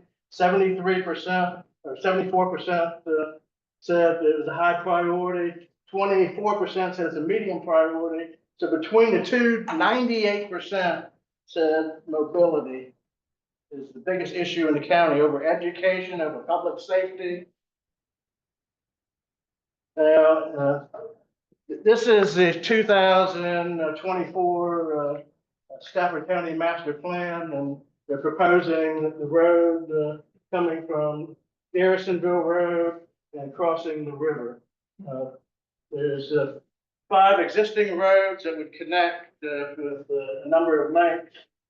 And the situation is, this is kind of like Rome. All roads lead to Rome. Okay, so this here is Rome, and all our east-west roads lead to 2 roads. So we got 10 east-west roads with 34 lanes leading to 2 roads that have 16 lanes. So what's the problem? We don't have enough north-south roads. And if we build another north-south road, this is the heart of the region. And if anything happens in this part of the region, traffic shut down. We're in gridlock. So we got to strengthen up the heart of the region so the traffic can flow smoothly. And having alternate routes is how to do it. The road that I'm proposing would have 20, it would connect to 20 different roads for approximately 100 different combinations of alternate routes. And alternate routes is how we get out of gridlock. We design the infrastructure to connect to the destination locations, work centers, and so forth. And we can put the shortest trips on those destination locations, and we save a lot of miles. So if you have, let's say, 50,000 cars, they can save 4 miles apiece. That's 160,000 less miles in the region. Okay, let's see next year. Okay, well, anyway, the western corridor and the river crossing is estimated to cut down regional traffic by 20%. Now, if you could connect that to like interchange or other connections, then this number is going to increase. And I have a proposal that Marcy, I gave. I have a proposal right there that I just thought about that Thursday night after this, after I sent this presentation. So I think that's the key right there to regional cooperation. If we can get all the regional projects together and put them all together, then we have a road that connects 20 different roads with 100 alternate routes. That's how we can do it. And when we're talking about the traffic circle at the mall and connections at the Burger King, that proposal right there, just pass it around. I'll talk about it later. But anyway, this number will go up if we add another parallel road to 95 that goes south. You go to the next. Or do you want us to help you with this? Click, Yeah. give it to Chris. Tell him, just say next slide. Okay, now this is the destination locations. Number 1, crossing the river going south is Central Park. Number 2 is the town center. Number 3 is the hospital.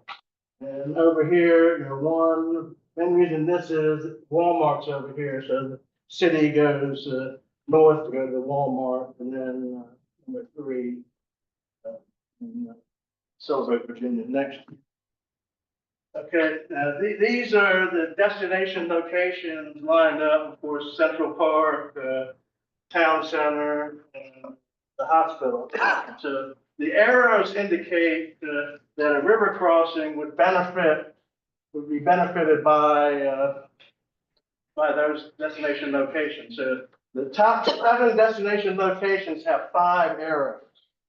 So that's so when we connect it together, shorter trips, people get off the road quicker, and hundreds of thousands of miles less of driving than the express lanes that I'm proposing connect.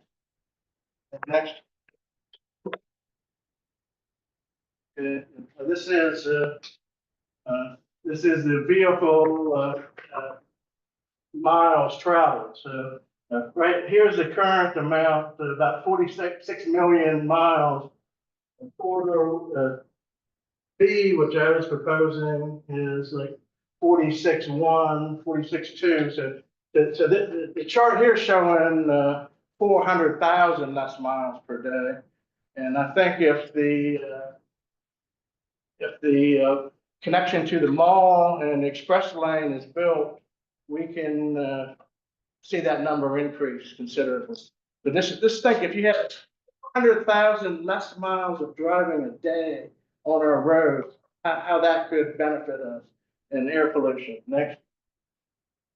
Okay, this is the back traffic circle at the mall, at the town center.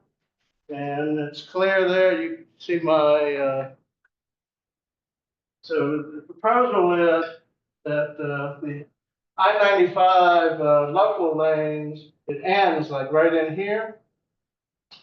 And instead of ending it, let's flip it over and connect it here.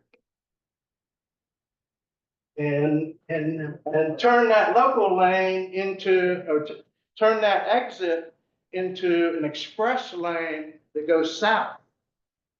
And that way you only have one express lane, and the express lane can actually handle as much traffic as 2 lanes because it's wouldn't have traffic lights on it and so forth.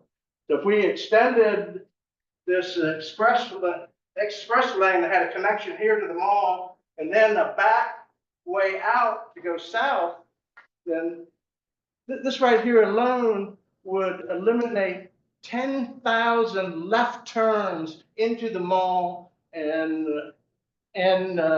onto Salem Church Road.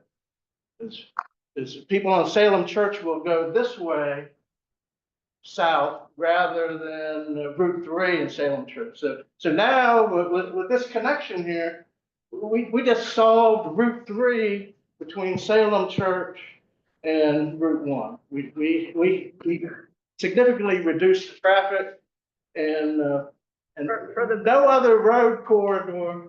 Joe, for the benefit of Drew, since he missed that, since he had to step out, mention that again. Okay. The whole thing started. The mall.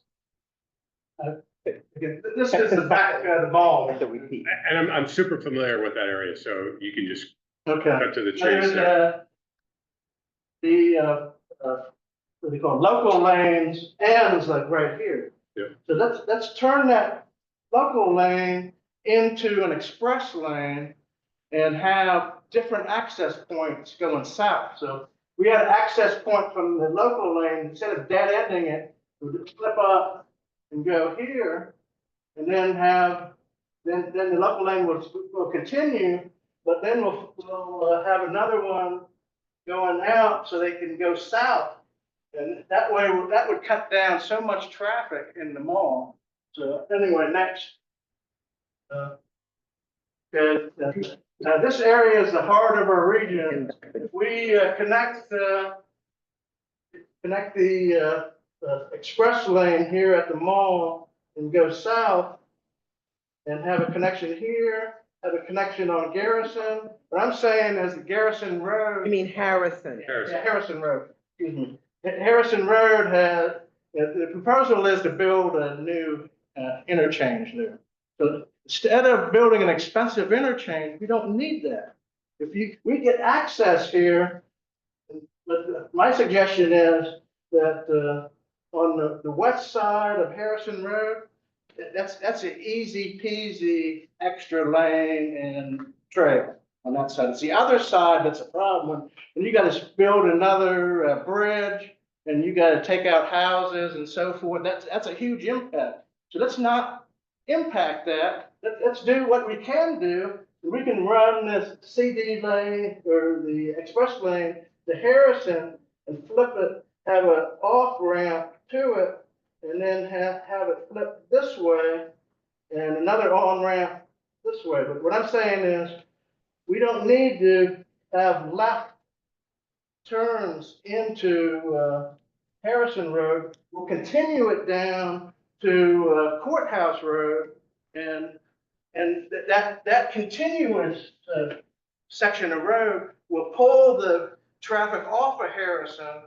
So Harrison would probably have about the same amount of traffic, and it would take it down to Courthouse Road, and we have 3 different connections right there from the express lane, one going to the mall, one going to Harrison, and one going to Courthouse Road. And you might be able to connect it with a flyover to Hood or something like that, but that's to be determined. But what I'm saying is we have a regional plan here that will work, and this is the heart of our region, right here.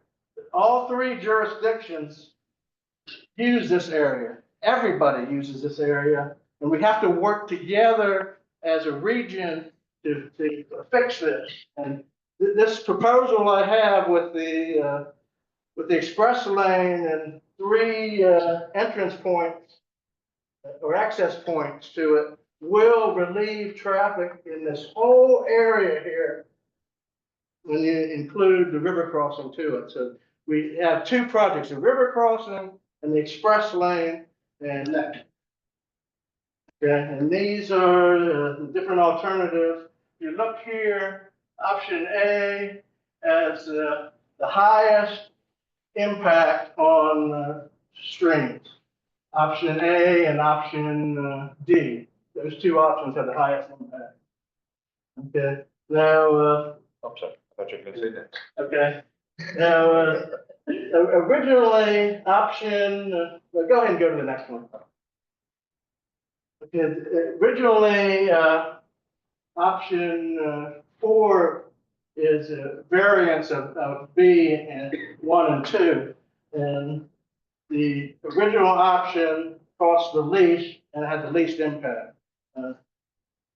And there's 64 million for acquisition, and it's supposed to be for relocation costs of utilities. I don't think there's any utilities on that section.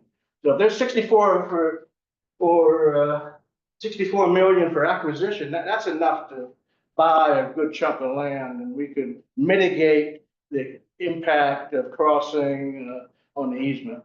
Okay, next. Okay, this is Celebrate Virginia Parkway. The beautiful gateway into Fredericksburg or into Stafford. It's already got a 9-foot wide trail, street lights, the low impact development here where the runoff is filtered out. Okay, so, that's the time on that, but I do wanna, does anybody have any questions? Could I just get a few more minutes?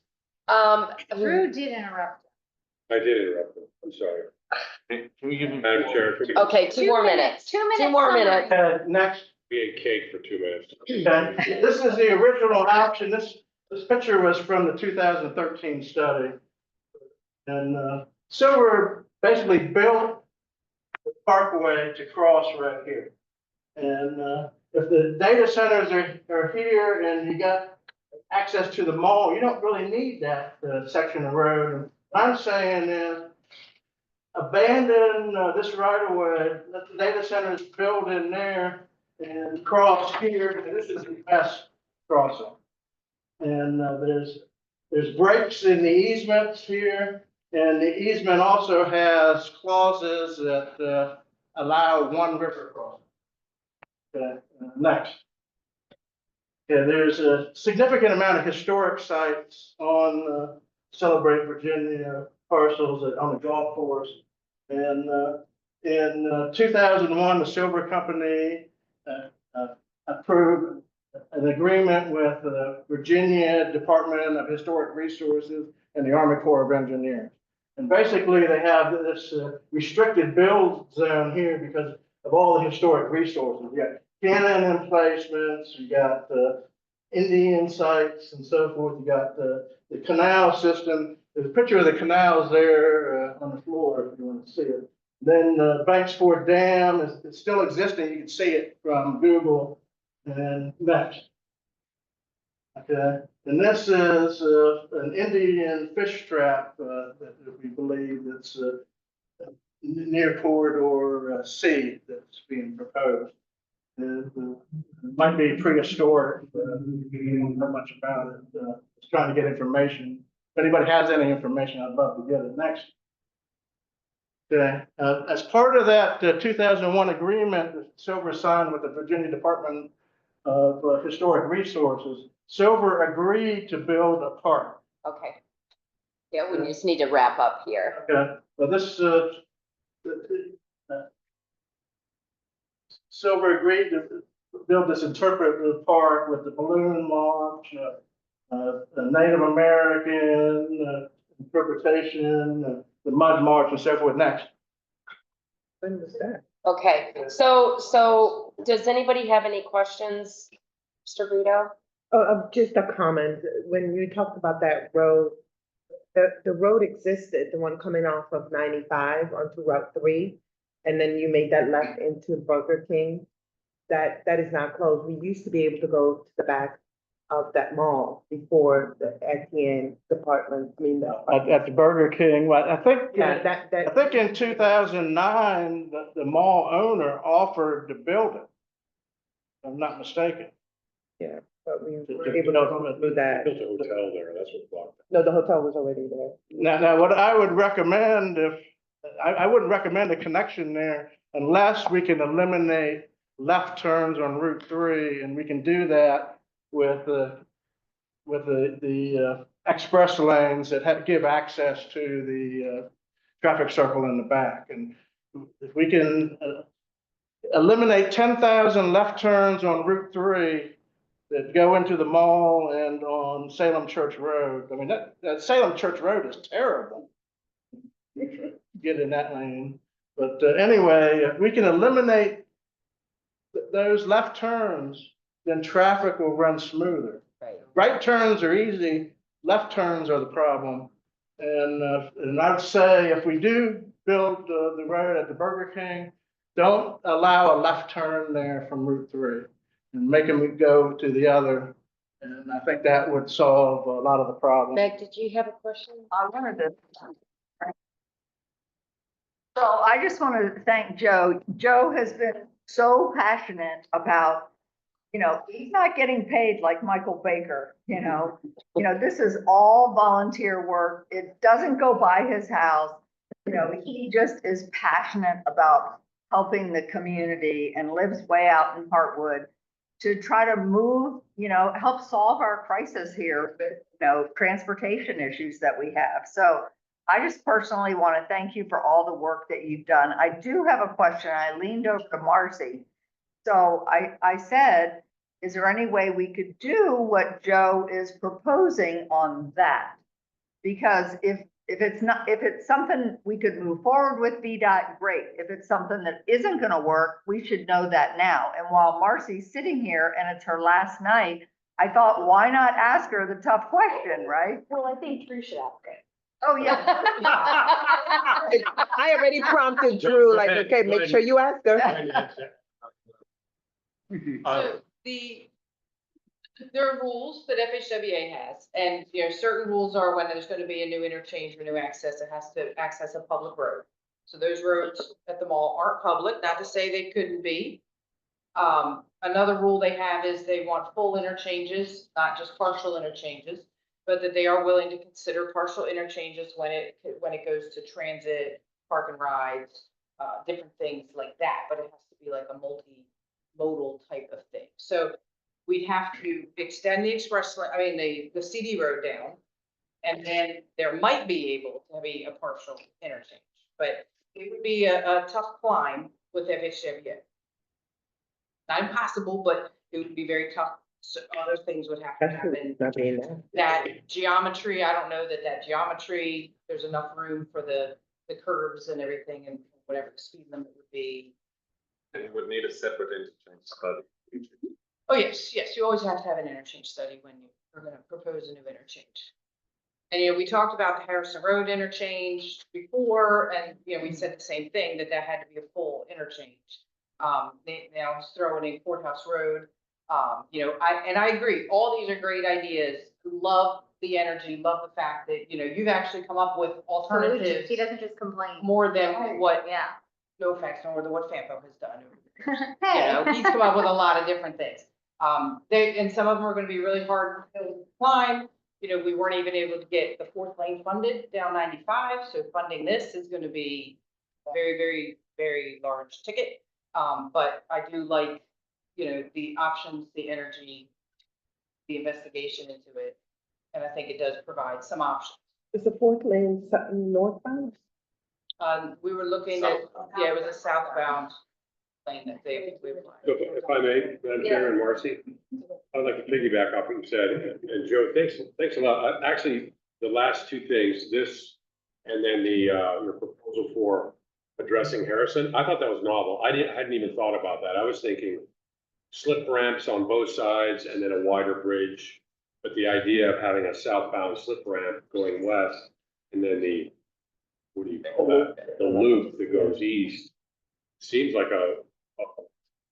seems logical to me. I don't know, without rebuilding a whole intersection. So I admire your thought process and everything. And as far as this goes, was this a flyover southbound or? Was No, it wouldn't need to be a flyover at all. Would just be extending the length of the access lane, is that right? You would have to do that. Yeah, okay. It's a right in, right out. Yeah, there's some elevation change there, I know that, but I do know this is a 7-acre parcel, 7.8, I believe, right?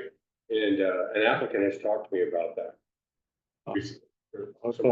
So, But just seems to me if the lane is ending, then why not just extend it more and separate it from 95? That way we can have the access points we need. And like I said, connectivity is how we get out of gridlock. No, I agree with you, and I like also how you're addressing going south, I mean, that's great.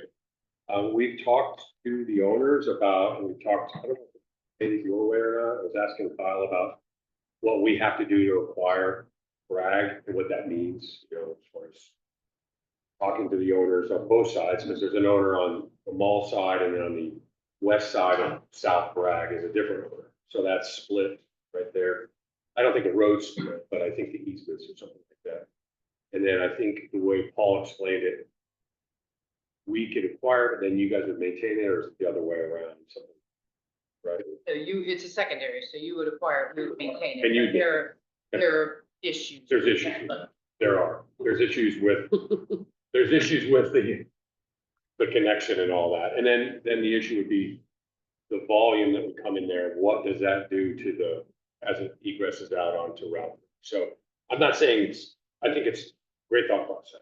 Yeah, I'm not sure it's gonna go out to Route 3, because some of it's going to go back south and not go through the front. Yeah. No, I'm not shooting holes in your thing at all. I just think I hadn't never even thought about something like that. That's a great idea. Just, the idea just hit me Thursday night. And this is the missing link here. It's all put together. We got a regional plan, and we just need everybody to work together. And I just hope there's some kind of negotiations on the river crossing. I don't want to see the waterfall get damaged or the historic sites, you know? There's got to be something. Did your previous slides recommend, or the last slide, it recommended it? Yeah, unfortunately, it didn't print right. Okay. No, I recommended B. The original B option that I showed. Silver B, original silver recommendation, right? Well, I mean, silver opinion.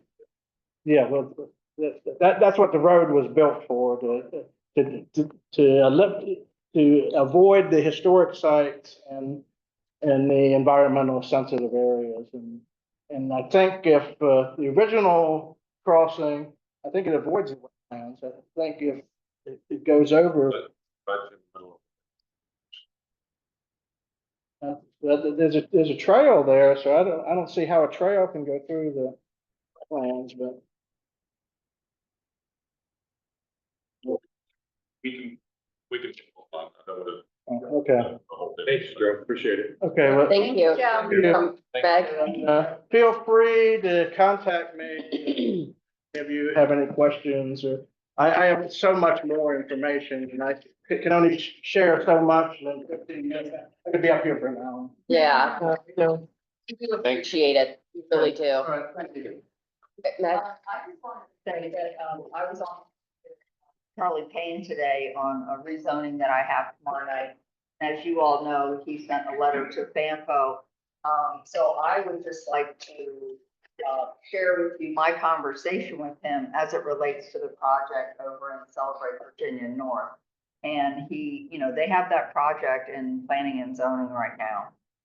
So, you know, as we are looking at all these different options, and he said, I understand how it happens, but he said it would have been nice if somebody had at least reached out to us and said, you know, we're looking at this river crossing, you know, do you have any projects over here? So he welcomes an opportunity to sit down and discuss how this might impact their project. That's the C, that's C.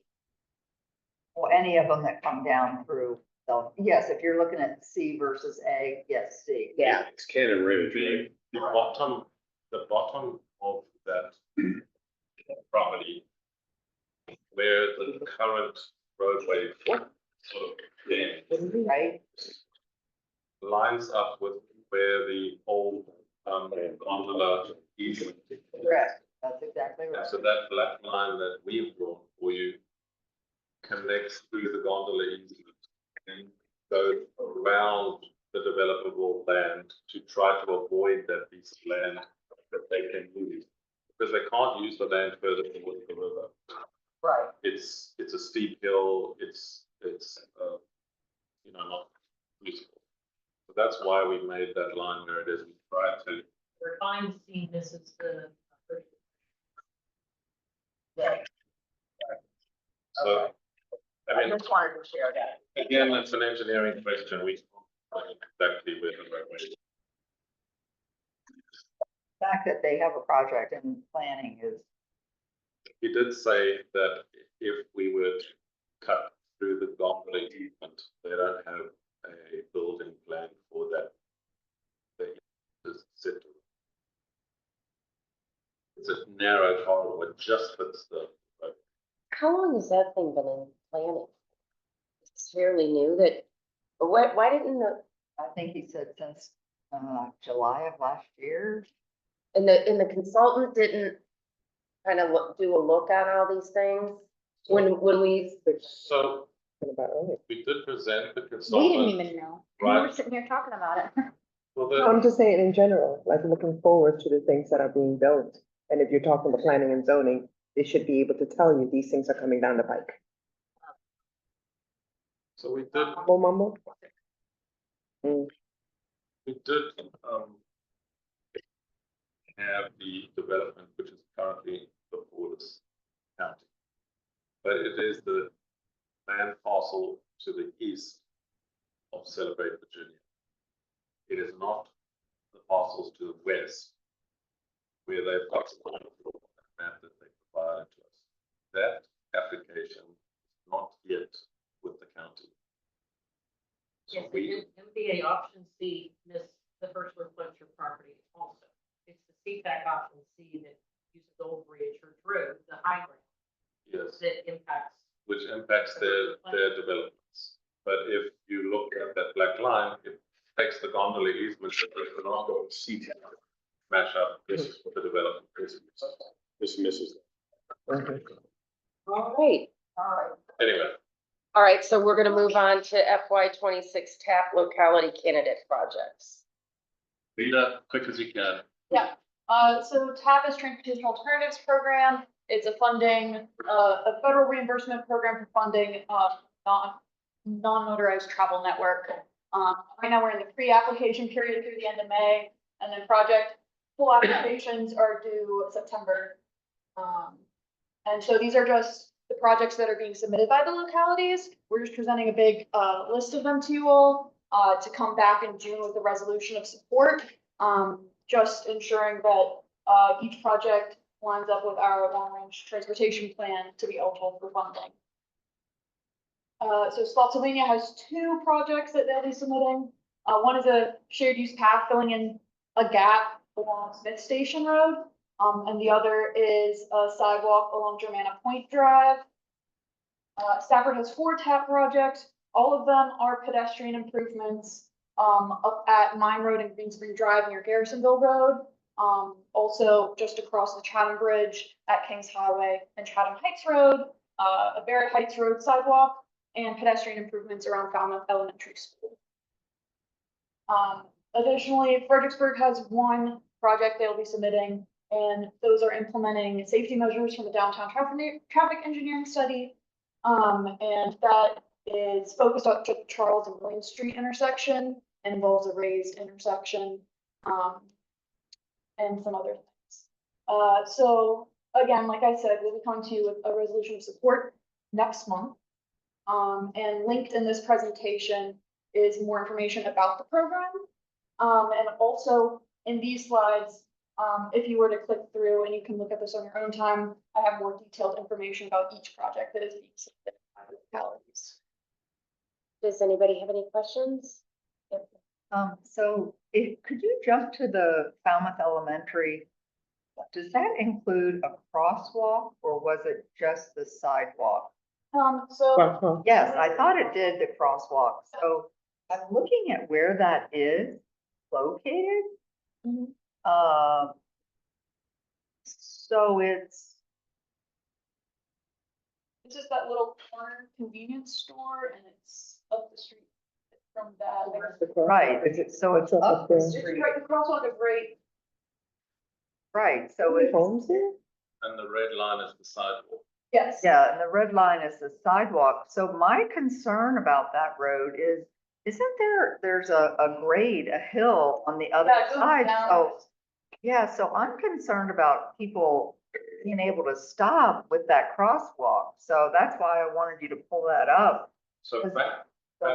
FAMPO does not have anything to do with the actual content. The localities send their projects to us, and all we really do is do a letter of support. So if there are elements of this project that need to be amended, the jurisdiction staff need to amend it and then send it to us. We won't mess with a Stafford project. So I can talk to staff about Correct. that. Okay, I'll definitely do that. Thank All you. we're gonna do is give letters of support. They won't see it. Exactly. Okay, any other questions? All right, thank you, Lita. Appreciate it. Thank you, Lita. Okay, now we're going on to resolution 2544, directing a public comment period for the allocation of fiscal year 26 to 31 congestion mitigation and air quality program, surface transportation block grant program, and carbon reduction program funds. Yes, we'll be looking for, the policy here to open up, public comment before you do give you a summary of what is going before the public. So this is our congestion mitigation, air quality, carbon reduction, and surface transportation block grant programs. These are federal funds that are allocated to FAMPO to apply to eligible projects within our region.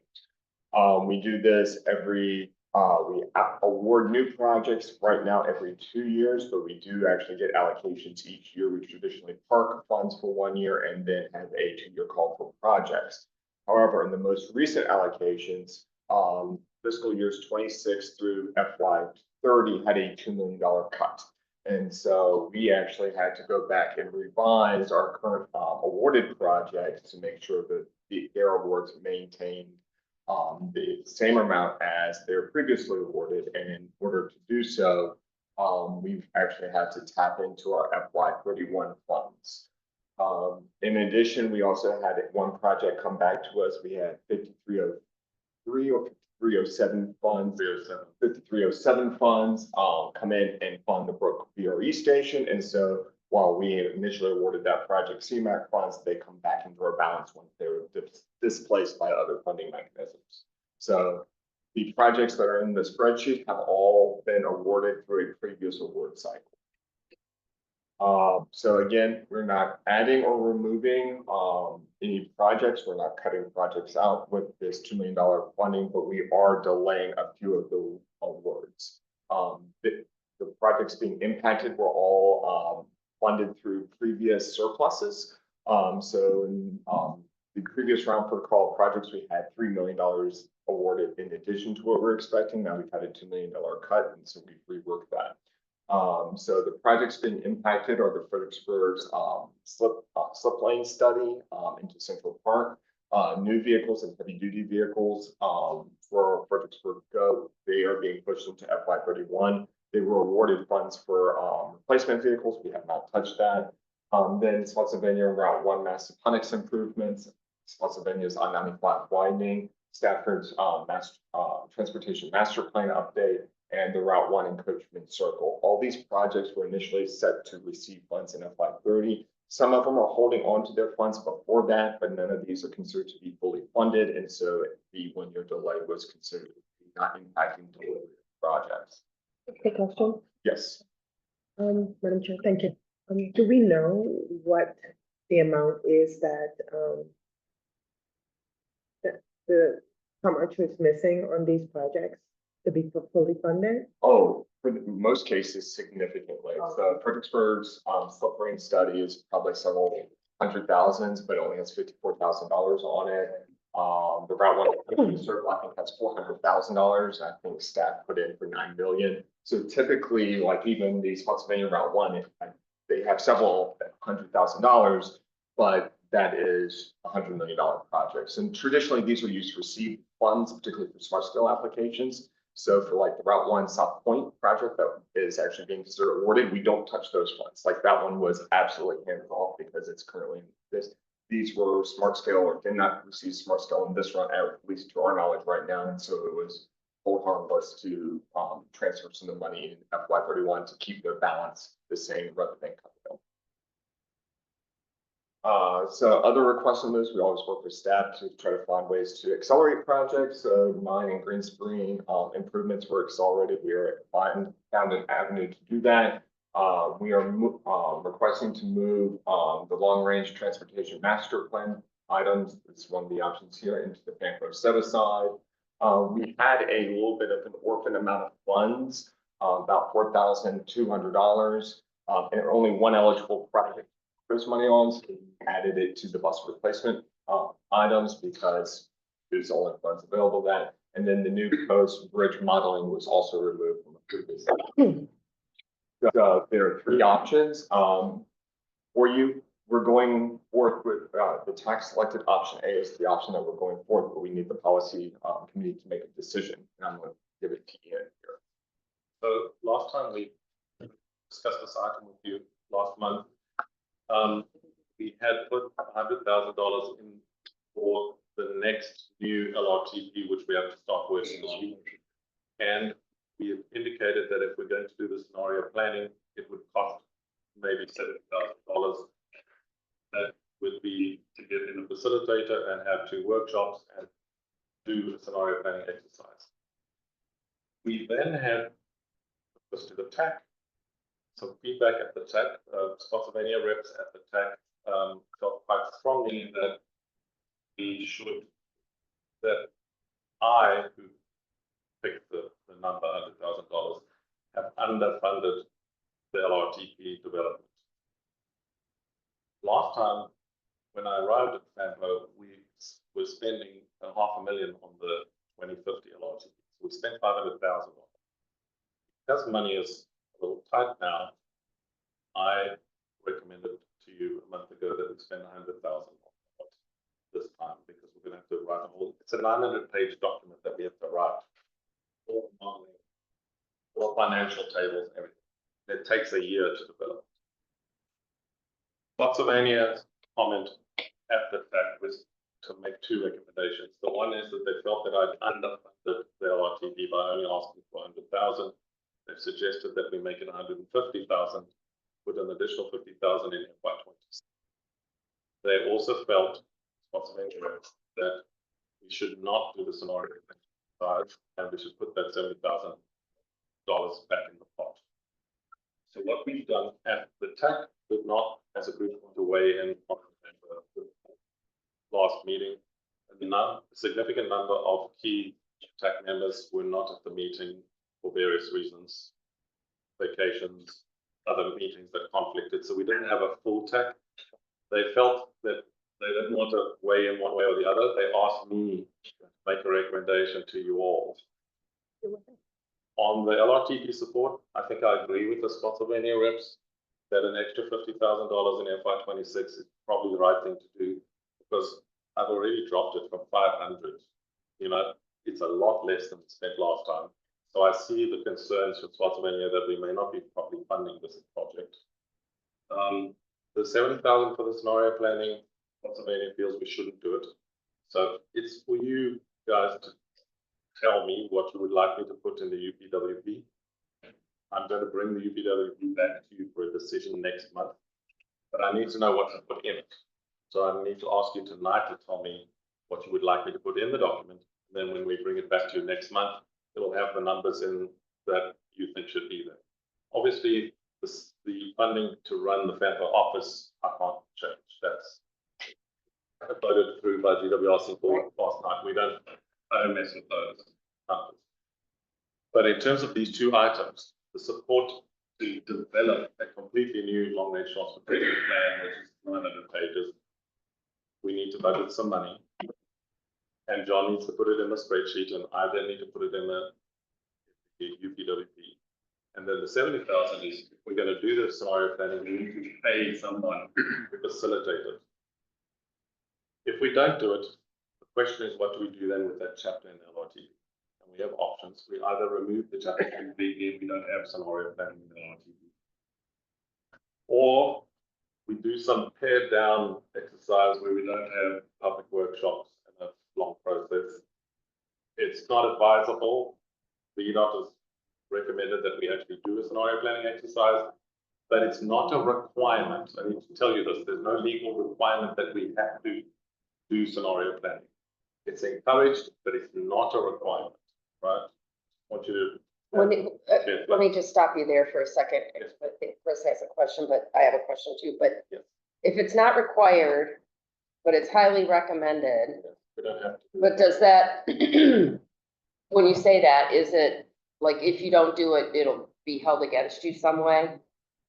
You know what I mean? Like if it's not required, I think anybody's gonna hold it against us. It's considered good planning, but there's no like. it's not tied to anything. Okay, Not tied to anything, it's just tied to good planning practice. Okay. We're gonna do something, but there's no law that says we have to do it, there's no requirement that we have to do it. okay, all right. And Chris, That was kind of the same thing. I mean, well, we just copy and paste. You know, it's not that big of a deal, but the long range transportation plan, I think if it cost you 500,000 last time, is there a reason why it wouldn't cost you that this time? So I'm trying to be conscious of the fact that we just had to cut $2 million out of projects, right? And the long range plan is a document. It's not gonna put asphalt on the road. We have to do it. We have to have it. We have to have a constrained list of projects in the long range transportation plan. No question that we have to do it. But I'm trying to save funds because I know you want to spend funds on projects.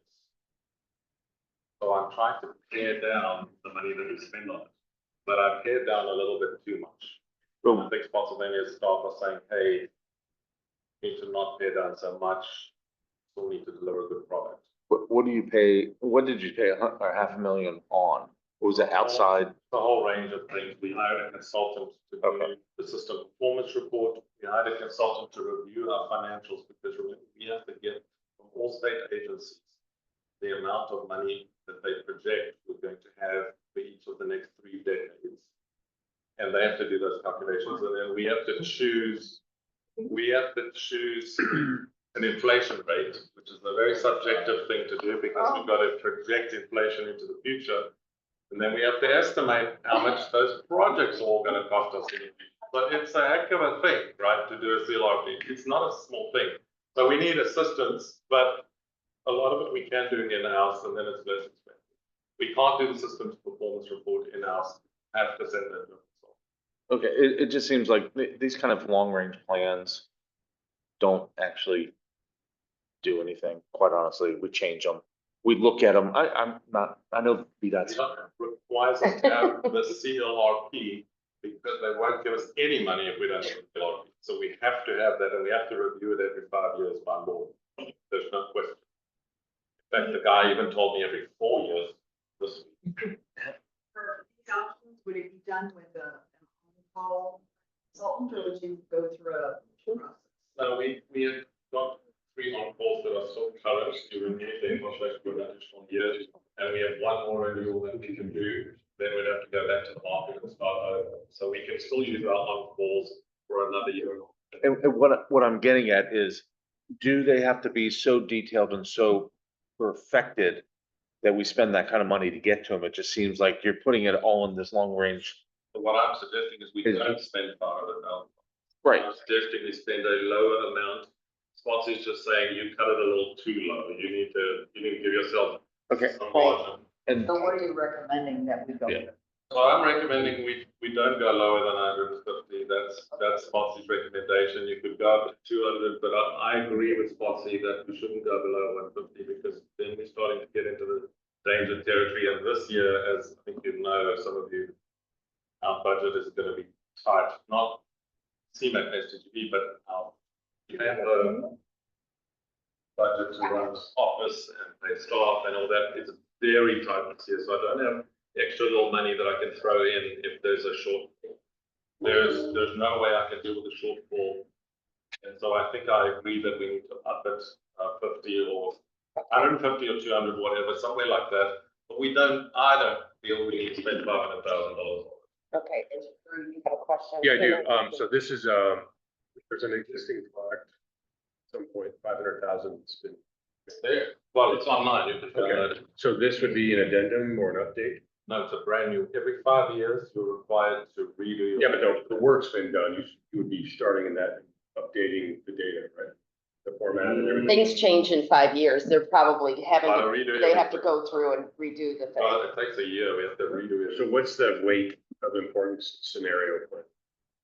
So, I mean, I could do that all day long. I'd like to make $70,000. so the, what scenario planning, does is it looks at what happens if the population grows very fast? What happens if the population grows extremely slowly?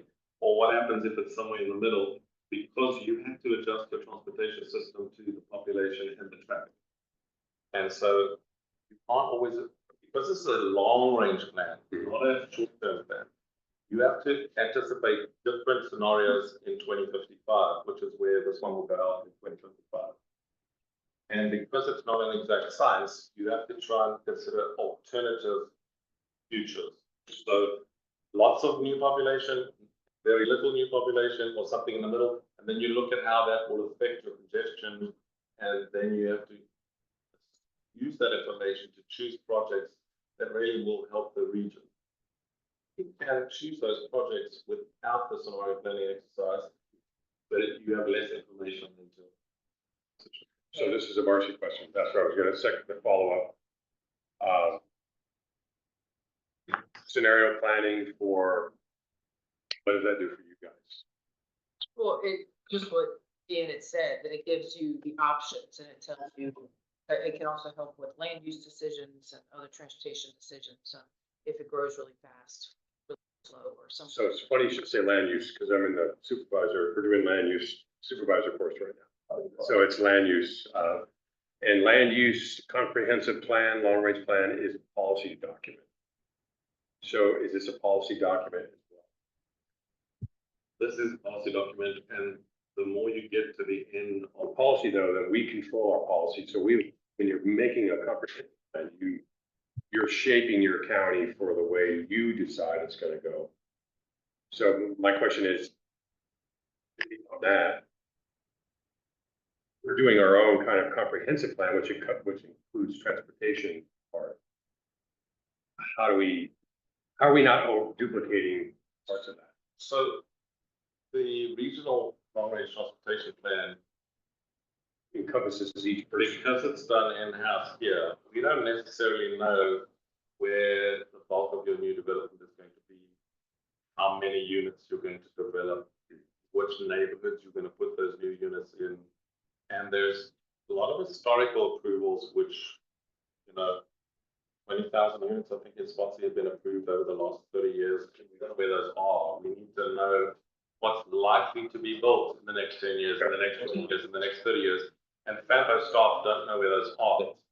So That would be part of your. the scenario planning allows us to talk to your planning staff to tell us where they are, so we can put them on a map. I can give you the sheet that That's tells right. you where they are. It's, you don't have to talk to anybody. It's a document that's out there. So you then use scenario planning to integrate that into the transportation, the regional transportation system, to try to predict where your traffic problems are going to be and how big those problems are. Okay, Kim, you had a question? Yeah, I do. For Marcy Um, or? No, I was looking, look, option A, B, and C. Option C has a whole slew of things there that we could accomplish. I'm like, that's why I would take option C, but then 0 for scenario planning, because that's a question I had the last time. Scenario plan, I asked a lot of questions about that. Now you're writing up there allocated elsewhere per methodology. So basically you're telling me you can get funding somewhere else? For Scenario planning. If option C was chosen. No, what John put there means that the 70,000 that we currently have in the spreadsheet, we would allocate it back into the pot to be allocated to a project when we do the call for projects in September-ish. John, am I right? That's correct, it would be $20,000. That's. Just love the fact that I see Garrison doing. So we'll put some of the money back in the pot and it will reallocate somewhere else. But we're talking about a small amount of money. I don't know if you know that $20,000 is going to give you No, Right, so nothing. what was Spotsy? Okay, so I'm on board with the 150, I think. But what did they, from B and C, what did they want to do? So the sponsor staff at the TAC said that we should can 70,000 for scenario planning, Okay, and we should increase the $100,000 for the LRTP support because it's not enough. okay, so C would be the option. So, I mean, I can make a vote, yeah. I guess my question for you is there a way to do a scenario plan, something along the lines of what you were right, where, you know, we would get some of the benefit of the scenario planning without the full 70 Yeah. You know, in the same way that you're proposing a kind of mini new LRTP, is there a way to do a mini scenario planning that gets us some of that insight without. I spoke to one or two of our consultants, and they're like, they can tailor make the scenario planning for whatever funding we've got. But also when you go below $40,000, get what you get. You're not gonna use. To pay somebody less than $40,000 to do something, you're not gonna get anything. You're gonna get a desktop exercise, which isn't really worth doing. But we can, I guess, do some work on it. John, I was going to weigh in kind of like the question of what is scenario planning. And the best way is we kind of talk like Embry Mill has been on the books developing slowly, but it's been on the books for a while. Scenario planning basically looks to say what's your development and how fast are they going to grow out. It's basically that accordion effect, which is to assume that one scenario, what's it currently approved, grows slowly, like reduce, like they're not building out immediately, versus one that on the extreme side, they build out very rapidly. But it's looking at what's kind of already approved, how fast in that range is it? And it's creating kind of that hurricane track cone around it. And kind of getting into the question is that currently in our LRTP or the CLRP, we're going to draw a line. We kind of have to draw a line, but we don't know exactly how far it's going to deviate from whatever kind of middle line that we kind of proposed. Now, that was just something that was popping into my head of kind of the conversations of what is scenario, as well as kind of the same question that we had earlier tonight. So, And you know, I mean, if the economy goes south, and which nobody knows, right? And building stops, I mean, you would make I just think spending $70,000 on that right now is, I'm not for it. Meg first and then. Chris has a great idea. I thought he could share with the group. Did he? He didn't even have his finger up. I said a minute ago. Well, it kind of seems to me that if you're rebuilding everything every time, and it costs so much money, isn't there a way with these consultants, because no offense to consultants, but they're sitting there, Right. you know, trying to make a buck off of, and it doesn't, is this the best place to use money? I understand we have to do it, but how can You've we? got Ian and John, what, you know? Well, I don't want to overwork them to the point that they leave. Those who want an independent perspective, look, the 150 we have to have really. You Right. can't not do the LRTP. Question is just whether you want to add some money to scenario planning or not. If it's not, we're going to do a desktop exercise here for office based on what's already there, and it's not great. I wrote it. And Drew. So this is I would say that whatever our 10, 25 meter interaction targets or whatever, the option C kind of spells out the LRTP, those points. Those are tangible things. Scenario planning, could we look at that next year at another time to, if the economy improves as opposed to, like, invest in tangibles as laid out in option C and hold off on scenario planning? Do you want to make a motion? Motion? I would like to make a motion. Can I make a motion? Yeah. Make a motion for option C. Second. Is there any discussion? No, we've done that. Okay. All right, all those in favor? Aye. Any opposed? Any abstentions? Okay. Awesome, thank you. Thank you, Meg. Thanks, John. You're good at attendance. I know. Trying to. All right, We're on correspondence. correspondence, yeah. So the first memorandum is from the new Federal Secretary of Transportation, Duffy. Memorandum is there for you to read. Basically, if you want it in a sentence, it's we're not funding any DEI, so take it out of all your programs. That's the short. There you go. That's what it says. Cool. you looked at your program? I didn't know some roads were DEI. Huh? It's like- There's stuff in there. And they just- Okay, The Civil Rights Act still is an act, right? Right. But it's just that this particular thing says that the DEI part of right. is not going to be fun. Where do we find that, Neil? I mean, Ian, where do we find that? Is that in? That's Click on. It's, Yeah, there's that's a right. link. I'm attached to your agenda under there it correspondence. is. Yeah, You thank click you. on the Thank you. memorandum. Okay, And the second one, Madam Chair, is the message from Charlie Payne, Thanks, Will. from the attorneys. Sir Mac. Right. Expressing his unhappiness at the CTAC option C, which he thinks cuts too much of their property out. okay. All right, and we're on to staff and agency report. So, hang on. Yes. Madam Chair, if you go back to Mr. Payne's, I think that we need to Respond. respond, communicate with him. I don't think we should just, I mean, his whole point in the letter was, he read it in the newspaper. Cut through his project. So that's not very good communication on our part. And as we know, we don't know what the scenario is gonna be like, but I think, Ian, have you talked to him recently? Okay, he called you about this. But I So- talk to him once a year. Right, so I think that it's our responsibility as a Send a letter. MPO to communicate with them. As In- it relates to this project and. The lawyer, we need to people from communicate in staff writing. would be more than happy to do that. Well, I mean, we could, and I'm not against doing that at all, Meg, if you want to do that, we can do that. We don't respond to every person that has an opinion about something. I get it, he's got a project, so he's got more money at stake. But,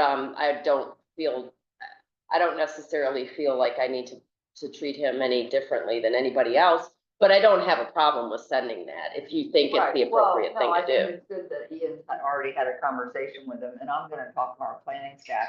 I mean, the project isn't in my district, but I'd like to actually see the layout of it, so that's all. I mean, we could send him a letter just saying that, thank you for your input and, we're We County- understand. discussing it. The county has got I think. the two documents that have been submitted from them. But it's not all of those items on that map there. Some of those have not been submitted. Madam Chair, Yes. in his letter, though, he's available, he'll be happy to discuss. Have a Yeah, conversation. I mean, I think that you guys can talk to him. We don't ever talk. I don't think he needs to come before this board or No, needs no, to. no, I don't Okay, think just- but I think, it's a conversation Stafford can have. Right, I don't yeah, think it it's includes not- them. yeah, it doesn't, Well, and we're not endorsing any, and it can change anyway, so. right, It's not right. up to us, and you never put anything in writing, right, so. Ultimately, we are hoping that at the next policy committee meeting in June, towards the end of June, the policy committee will express its preference in terms of a corridor that we would like to advance, if we can get an agreement on the same corridor. But if we do a corridor, the actual line is not determined by us. The So, actual line will not be determined by us. VDOT will have a whole separate process of doing physical Right. investigation and a NEPA certification process. It takes some time. And by the way, also includes more public engagement, but it's not run by us, it's run by VDOT. right, so it wouldn't be wise for us to say we will not encroach or go through your Right. property. Because, so just don't, and we'll talk offline and never write anything down. At this stage, all we're looking for is to come to some agreement on a corridor, and that's it.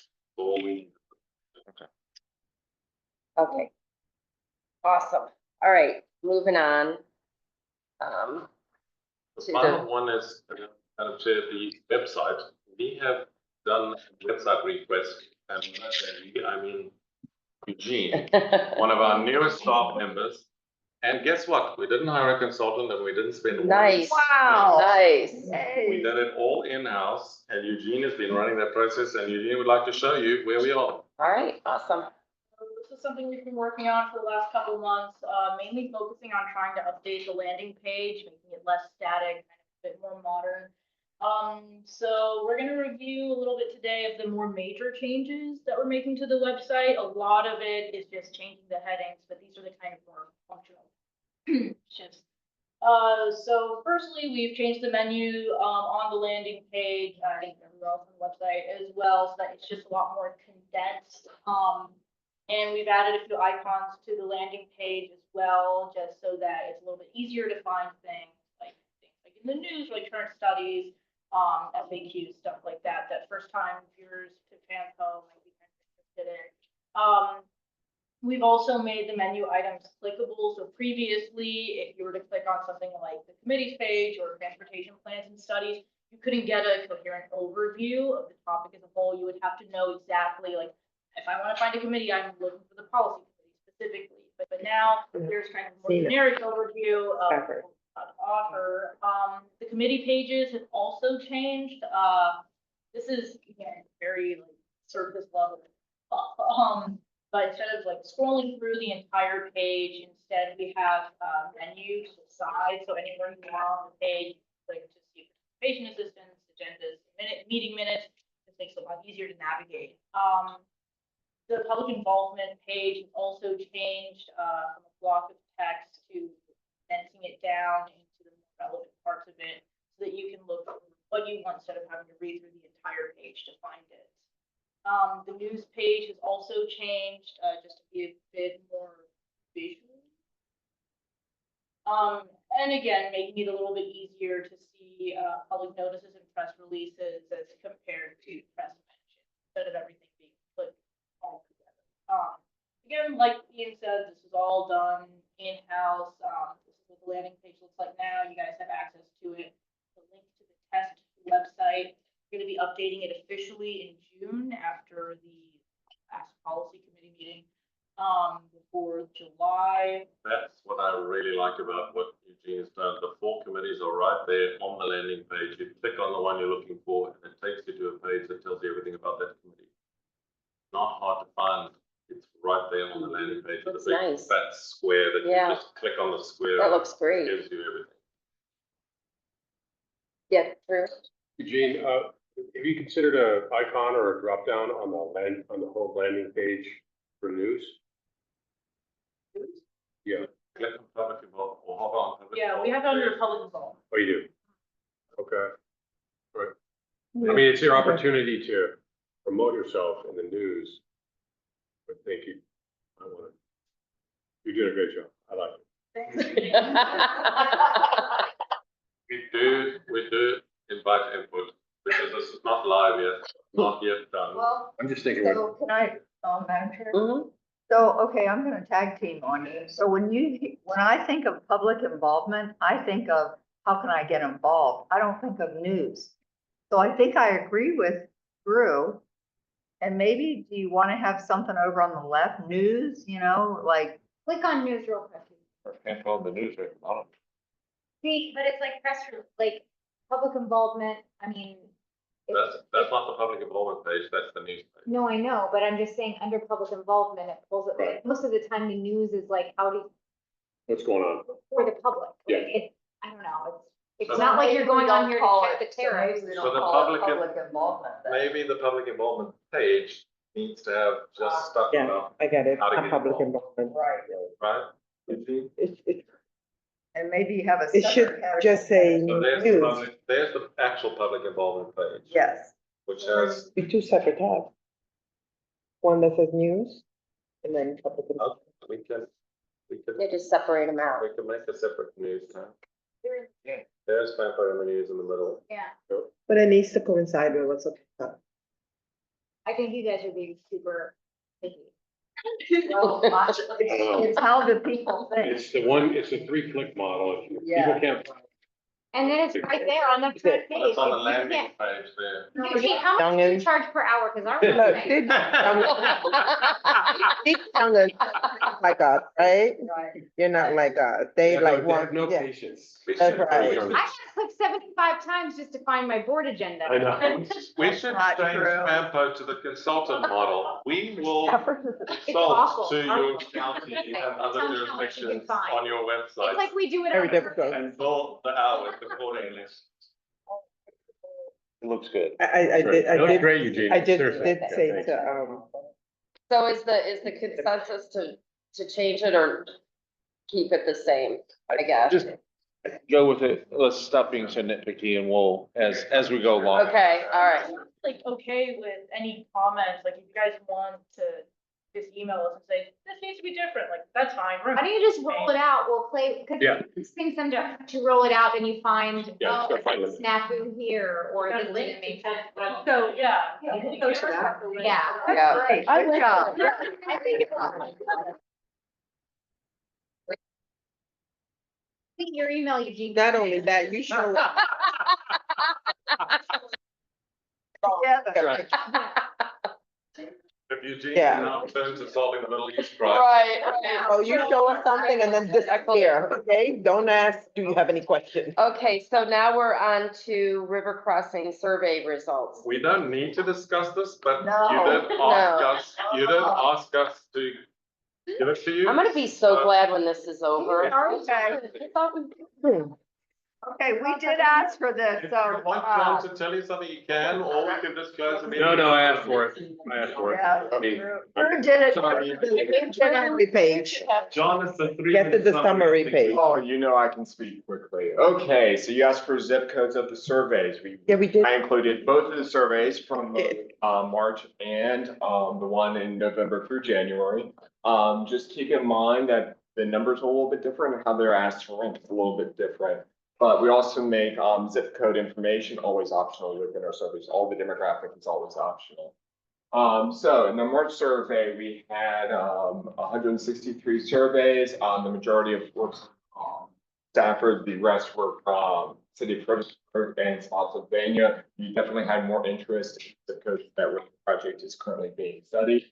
And typically you saw a trend that option A was generally initially an earlier option. Survey respondents could give 5 stars to all the options or 1 star to all the options. It did not specify if one was slightly better than the other, but you kind of saw a general trend other than say Caroline County really liking the no vote. But that was that. But you start seeing a little bit more mixed on the options in that earlier survey, but it was a smaller number. And if we move to the next survey, you see a different trend of things. So actually, you've actually seen public perception over a couple of them slowly shift.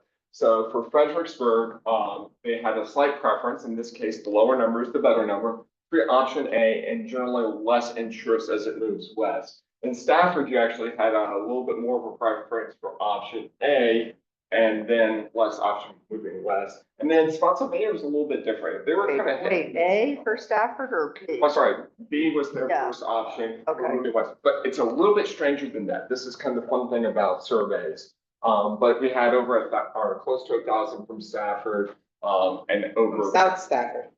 Actually, across Stafford. 5. No, look, wait, go back. There's 2255. Oh, no, we have. 5. 22554. Go 5 people. back up one more slide. Back up one more slide. One more. Well, yeah, this was from the first. Different survey. That was the first. That's the March, the November, I have the actual numbers, so Fredericksburg, you can see that they actually had a general preference, about 2-1 over other options for option A, with option 5 ranking further out. So that is kind of expected. The previous survey, Fredericksburg actually outranked option B more than option A, so they've slightly swapped here. And then smaller numbers. For Stafford, there's you see 22506 with 153, 225, 405. 405, 3 minutes. 22406 with 600 responses, 22554 with 68, 555 with 1, and 556 with 68 as well. So we're actually, we pulled about 100 surveys from further north, but you can see that Stafford had more of a mix out here. So option B2 and A were at the most first place. Option B, this is the number one for the consultants. It's always kind of focused as second choice. And then C is third, and then you had D and A with a little bit more resistance. And that trend kind of followed through a lot of Stafford's options. So if you're 225, you see 51, and so forth. Spotsylvania kind of voted, I would say, almost down the line with a slight preference for option A, followed by Bingo. B, I was just D, getting that as a round, And you kind of saw that trend as a whole. We even got a few from, further south as well. King George, Caroline, other zip codes, kind of mix. We actually had a few numbers from each one of the jurisdictions, and then the blank zip codes kind of followed. Wasn't really any different from the rest of the, survey as a whole. So those are the survey results. And finally, we have our build and survey email. It's kind of more kind of split between Fredericksburg and Stafford for the emails that we got. We had a lot of no, zip code provided, and we did have to kind of go back and clean because we had a lot of 22406s saying I live in the city of Fredericksburg. They're like, okay, cool, but we go by the zip code, so we cleaned for that. So Right. we check. That's it. That's great. So Pam, you did have some people from north that were paying attention. Now I was getting ready to say, I was just talking to Drew, I'm gonna drill even deeper, because I know where they live. We won't give you anybody's actual address or email address. Oh, you just pinned But we will where give the you the- location is, so yeah, 68. She'll be knocking on their door. Yeah, I think that's All right. the end of the, Does anybody have any comments? I know we moved it to higher, but okay. All right, so I'll entertain them. That cake was good. Where did you get that? Becky, Giant. Oh, it was really good. That frosting was really good. quick, bold and quick and awesome. It was very good. Thank you. Motion to adjourn. Thanks for doing that. All right, any, To adjourn. okay. All right, all in favor, aye. If anybody's